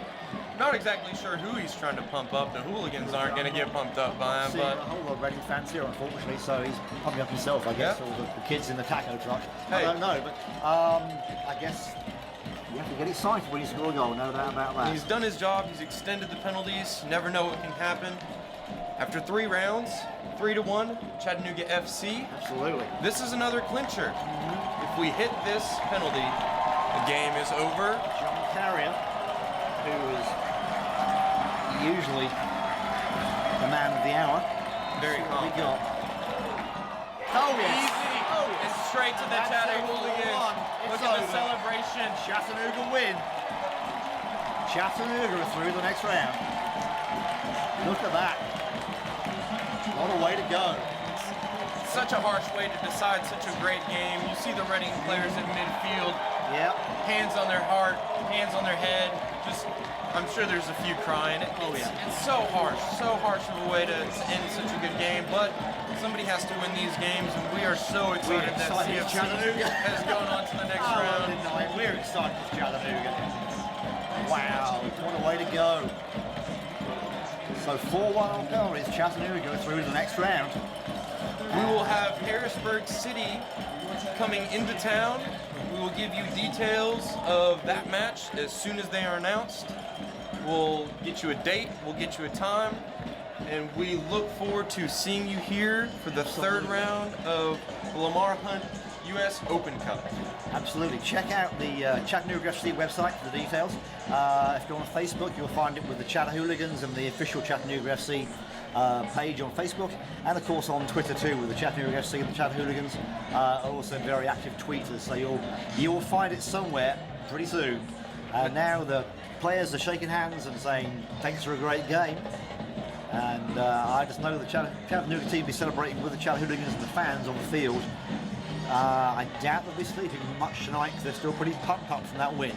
I know I won't be. Absolutely, it's going to be a late night signing. Yes, sir. But as always, we'd like to thank our sponsors, the Chattanooga campus of Belhaven. Look them up, chattanooga.belhaven.edu for more information. If you're an adult, working class, want to get your degree, they got the way to do it, whether that's online or on campus. We'd also like to thank Underground, our production partner, and we will continue to bring you Chattahooligan Live from the booth at all home games and away games where they don't have a live stream. That's right. Thank you for staying with us over the course of a really, really long night, but a really exciting night. Everybody overseas, everybody out of the country, thank you for being with us. We hope you'll join us next time. Absolutely. For Next Simon time. Neal, I'm Carlos Pilago, and we will see you next time on Chattahooligan We'll Live. see you Saturday night at 7:30 for the next CFC game. Look forward to it. Thanks for listening and good night.